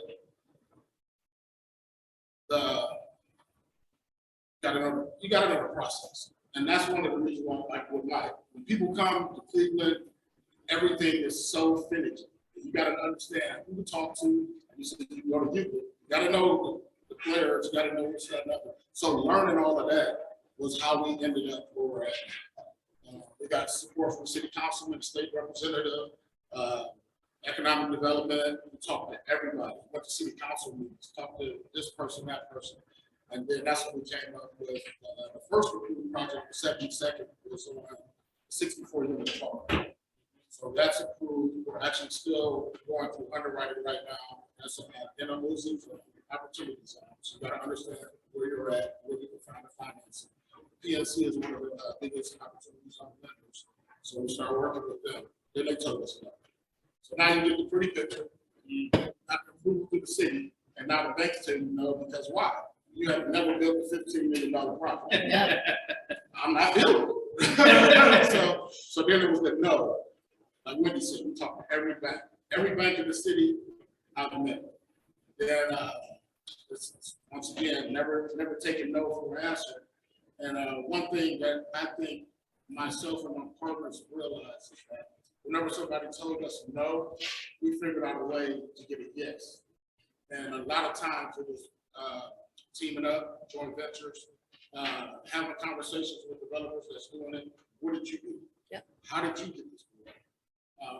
And then we understood that, yes, we have a $15 million project, but like Wendy said, we can bring partners and we can surround ourselves with people who have done it. And that's what we did.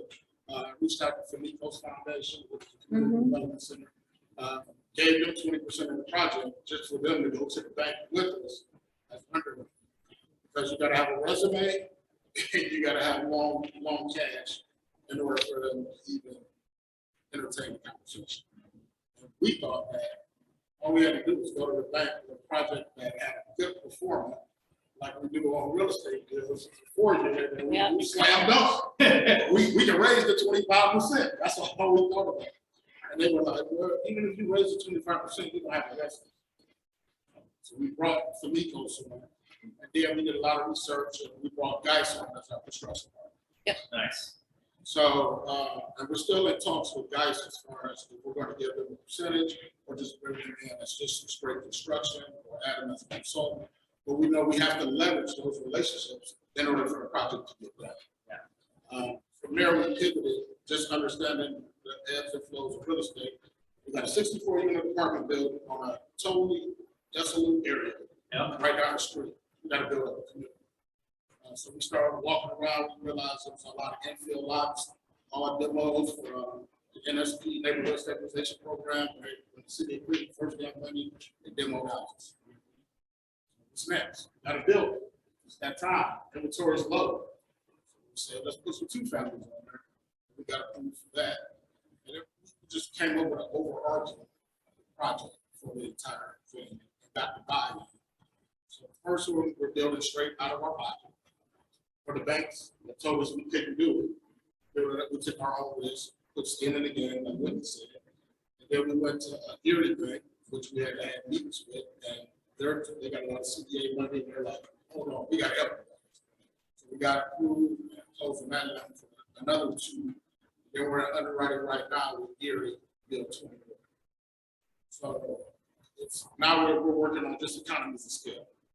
Now you crunch your numbers, the biggest thing in development that I know, that I had no clue. I used to do back in the napkin days, like Mike was saying. When I first started doing buying holes and flips, I was always 65. I bought it for 20, I had 45 put in. I bought it for 55, I had 5 put in. That was my rule. They go over it, roof, mechanicals, and everything else was paint lipstick. But that was the rule I had. But that's easy math. With these projects, you gotta know everything. And a performer, 10-year analysis is what's needed, and nobody will even talk to you unless you got it. And I had no clue. My partners had no clue. And we started just reaching out. When I worked at the city of Cleveland, I was a contract compliance officer. So I watched all the big projects get built, and I pretty much monitor minority business participation, female business participation for the goals that was attached. And I remember when the Flats East Bank was going on, Adam Fisher did that project. And I just picked up the phone, I went through my Rolodex, and I said, Adam Fisher, I know that. I know this guy. It's been years, but I know him. I just called him. I was like, hey, Adam, how you doing? You might not remember me. This is Jermaine Brooks. I was the OEO guy. Like, yeah, I do remember. See you on planes too, congrats. I said, man, I need help. I said, I need help. Who do I go to design a pro forma? And that's what he told me. Every developer has their own. It's something that they established in-house. And we didn't have that. He gave us one of his guys, and we walked through it for about a month. He showed us how to work. So now I can pencil any deal I want to pencil with the performer that I got just off a relationship. Yep. I called, I had to make somebody for years ago. But that's what the key is. And just like Wendy said with syndication, you gotta have all those. Can I jump in real quick about like being a lending partner and passively being a part of it? If you're getting equity in a building, that's added to your resume. Yeah. Meaning you could own, the bank doesn't care. They don't say, oh, how much do you own, like 2% of that, 5% of it? If you own a portion of that, that is added to your resume and that helps. And again, you learn by going through it, but it does help. And we didn't know it's a difference between full renovations and ground up construction. Yeah. Like, I'm like, I got 7 or 8 houses that I did within the last 3 or 4 years. That was with the 15-year tax abatement. Why can't that count as new construction? Argue with the bank. They're like, no, it has to be from the ground up. You never did it, so you can't get it. Yeah. So I was like, wow. Let me ask you this. A lot of challenges along the way here. Ever get close to just tapping out? Yeah, last week. No, it's extreme. I mean, it seems like it's nothing that ever goes right. I mean, from city of Cleveland, all of a sudden changed for new construction, you gotta have a new water tap. Like, you never had to have a new water tap into dramatic growth society building. And now y'all gotta have a water tap. Yeah. And that went from, we had it budgeted for $5,000 to $15,000. Like, that's major. Yeah. And then all you can say is, all right, we'll raise the rents by a quarter. But in the grand scheme of things, now we're behind a month and a half, and then it's $15,000 reduction. So yeah, every day is a challenge. But getting through it and understanding the bigger picture, and it's a long-term play. Yep. And understanding that, I mean, it's been so funny to see, like, just being a minority developer in the city where it doesn't happen. Being in rooms where I was the only one standing up in front of the city planning and describing my project, and everybody's like, wow, how did you figure that out? Like, why was it such a strange thing for me to figure it out Right. when you're in here presenting on your building? Yeah. You know, it was those type of things that we went through, but that's that motivation that keeps you going. Yeah. And keeps us going. Just like I said, we've been told no by everything. Right. And when we first went to the city, I mean, I had a good relationship. I had just left the city. Well, no, I started before that. But when I went in, they were like, you gonna do what, Jermaine? I was like, well, I'm getting ready to leave. Real estate business is doing great. I'm going on this development journey. And I remember talking to Freddie Collier, who was at city planning director. He was like, I'm proud for it. I'm rooting for it. Let's do it. Whatever you need from me, let me know. And I started building those relationships throughout the city. And it just, you know, relationships. Yeah. And now I'm getting calls like, I just had a conversation the other week. I said, we're worried about, just like real estate, it's not just selling one house, selling 2 houses, but building a team, building a business. And now that's what I'm focused on, is building our company that we are developers, instead of worrying about one project. Yeah. The bigger companies, the NRPs, and I caught a guy, I seen Anthony Dakota, he went to Seven Nations. I seen him, I looked him up on LinkedIn. I was like, wait, the Nations with my brother. I just called him. Hey, he went to school with my brother, Jason Brooks. He was like, yeah. I was like, meet me for Yeah. Exactly. He was like, you're just like your brother. Yeah, meet me for a cup of coffee. And he told me, he was like, you guys put this project together. We'll buy it. NRP's a journal. You know, we'll buy it, but you'll have 10%. I was like, you know what? Nah, we're good. But he showed us a lot. He gave us a lot of information. This is what you need to do. Then we start talking tax credits and things like Well, and he might be interested in buying the next one. Yeah, no, he's definitely, so through the journey, we've met a lot of people, we got a lot of people like in our back pocket for like, if we decide to do a syndication for limited partners and things like that. So, I mean. You don't know until you ask, right? Yeah, you never know until you ask, and don't be afraid to ask, and don't be afraid to say you don't know. I mean, shoot, that got me a long way. Yeah. Like, I don't know, shit, help me out. We went to the first city planning meeting, and I didn't know you had to speak, like, through the, you had this technical jargon you have to say when you present. So you stand up and you say, how you doing? My name is Jermaine Brooks, WRJ Developers. Through the chair to the committee member, you have to speak like that. To talk to that person, you have to go through the chair. It was ridiculous. The first time we got up, I'm like, man, nobody told us this. Because they got mad. Like, you have to know it's not the way you communicate to the board. I'm like, man, it's not on Google. How are you supposed to tell me that? But it's been a journey of learning, and now we're just focused on growing the actual development, building relationships. Right now, if you're trying to get the development, call Hoover County Land Bank. That's a great program, right?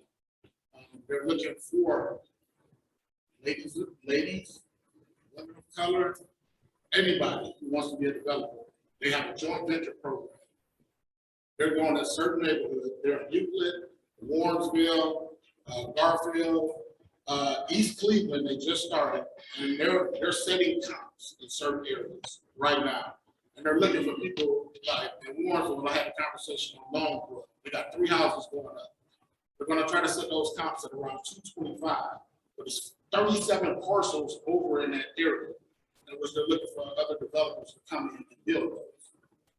Obstacle is you got to have five new builds in order to be part of the program. Yep. But if you can JV with somebody who's already doing it, now you can get your foot in the door. And that's what I'm working on. You think we want to build the houses first and then change to the city of this plan that is easy? Doesn't matter. No. The experience really matters. Nah, it's an entire process. And just real quick, because I know everybody ready to go, but just real quick, like, I'm gonna tell you how hard it is. The first time we went in, I told my partner literally, first time we've been to City Hall, I'm from Cleveland. I'm like, watch this. We went to economic development. We said, look, we're trying to build this project, this, that, and other. We need your help. Oh, glad you came to talk to us first. Then we went to city planning. Hey, how you doing? We're trying to build this development here. Glad you came to talk to us first. Then you go to community development. Oh, you need these 2 applications. You need a side lot application for a parcel, and you need a new construction application that you got to be turned in all to the same person. And glad you came to talk to us first. And then the city councilman, you call him and be like, should have came. Glad you came to me first because nobody moves without me. So that's the politics of it that you have to deal with. So if you just build houses and then you just go in the city of Cleveland and just say, this is what I want to do. It's a whole process. And then they even have law, they have codified ordinance in which you can only get up to 5 parcels at a time for a new construction and development. However, it's subjective because they want to know your experience before they give you those parcels because they got burnt years ago. So they got a whole bunch of developers who have the parcel, never turned it back in and never did. So yeah, it's extremely finicky. But there's a lot of organizations out here to help. We're working with community development advisors. They're giving us $350K just for pre-development funds for construction of 20. LIST, I did a lot of homework. LIST, Capital Impact Partners. None of these organizations are in Cleveland, but all are in Detroit. So it's a big push to bring these organizations here. But they got money for days for like education. Soft cost is the biggest thing. That's your skin in the game. You got to put a lot of money in order for you to get the pretty picture to present to the city. But the banks don't care about the pretty picture. All they want to see is the performance. It's crazy, but it's just getting all that together and understanding the process. think that, you know, circling back here to whether you're buying your first investment property in, you know, the West 80s, right, or whatever it is, you're gonna be beset with difficulties, right? And I think what's interesting and exciting to me about, you know, Jermaine's journey, which is, you know, just getting started, really. I mean, you're talking within 2 years you started this? Yeah, and nobody believes it. Yeah. Like all the big guys, when I go talk to them, they're like, you gotta be kidding. You got the city plan in less than 6 months? Yep. So that's my niche now. Yeah. You know, Right. I know how to put the project together. I know how to get through the city of Cleveland. I just need to do crunch these numbers. You know, so that's how we start building. But a lot of these big time developers, I got guys calling me now, like, help me get through the process. I'm like, all right. Like Mike said, it's gonna cost you. But yeah, that's definitely right. I think that, you know, it shows like the bigger the why, right? The bigger your reason for doing whatever it is that you're doing is gonna set you up for bigger opportunities and allow you to overcome bigger obstacles, right? And don't feel like that's, you know, you don't have an opportunity for big things or big life because you don't yet know your big why.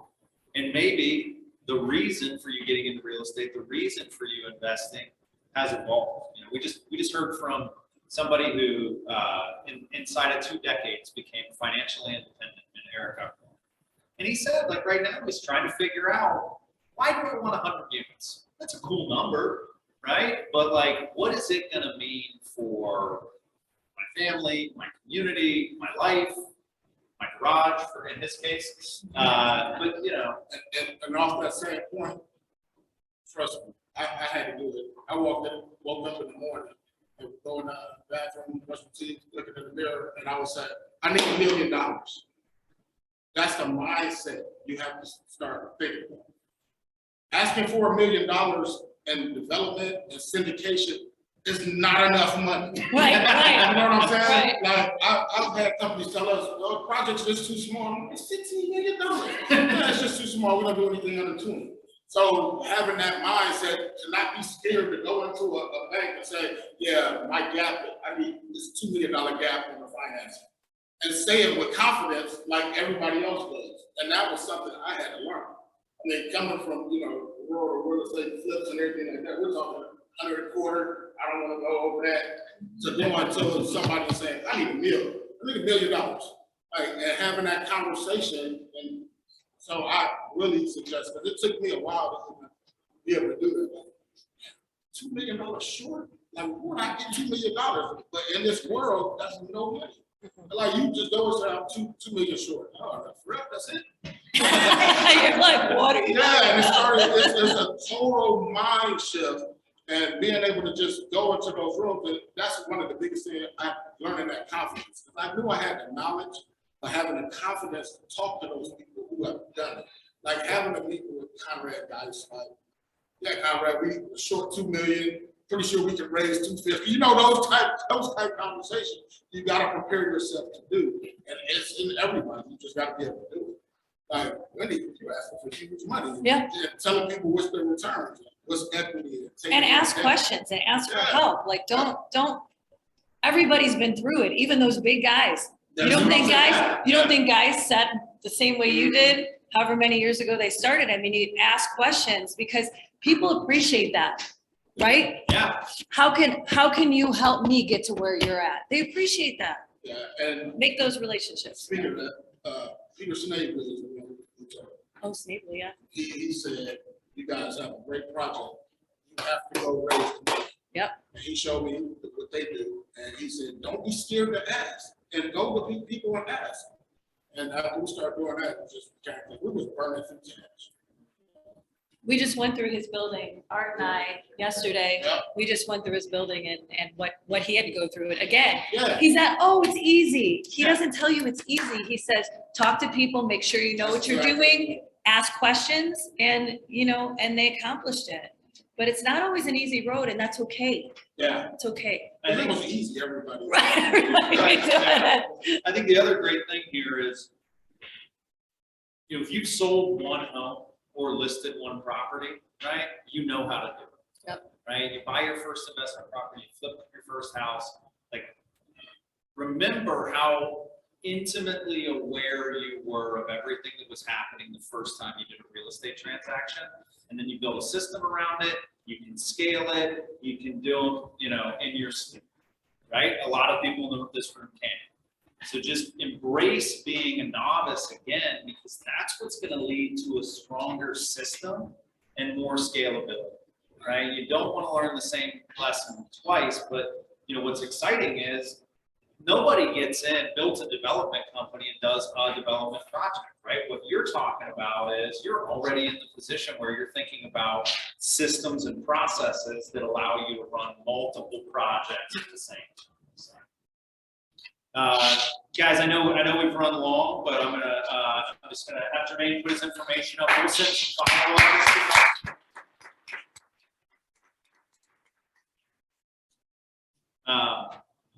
Really appreciate everybody being here today. I hope that we hit on what we set out to, getting you guys some exposure to everything that's available, and also stretching the way that we think about things, right? The majority of the room had, and maybe almost everyone in the room was an experience with buying a home. You've got an investment property, right?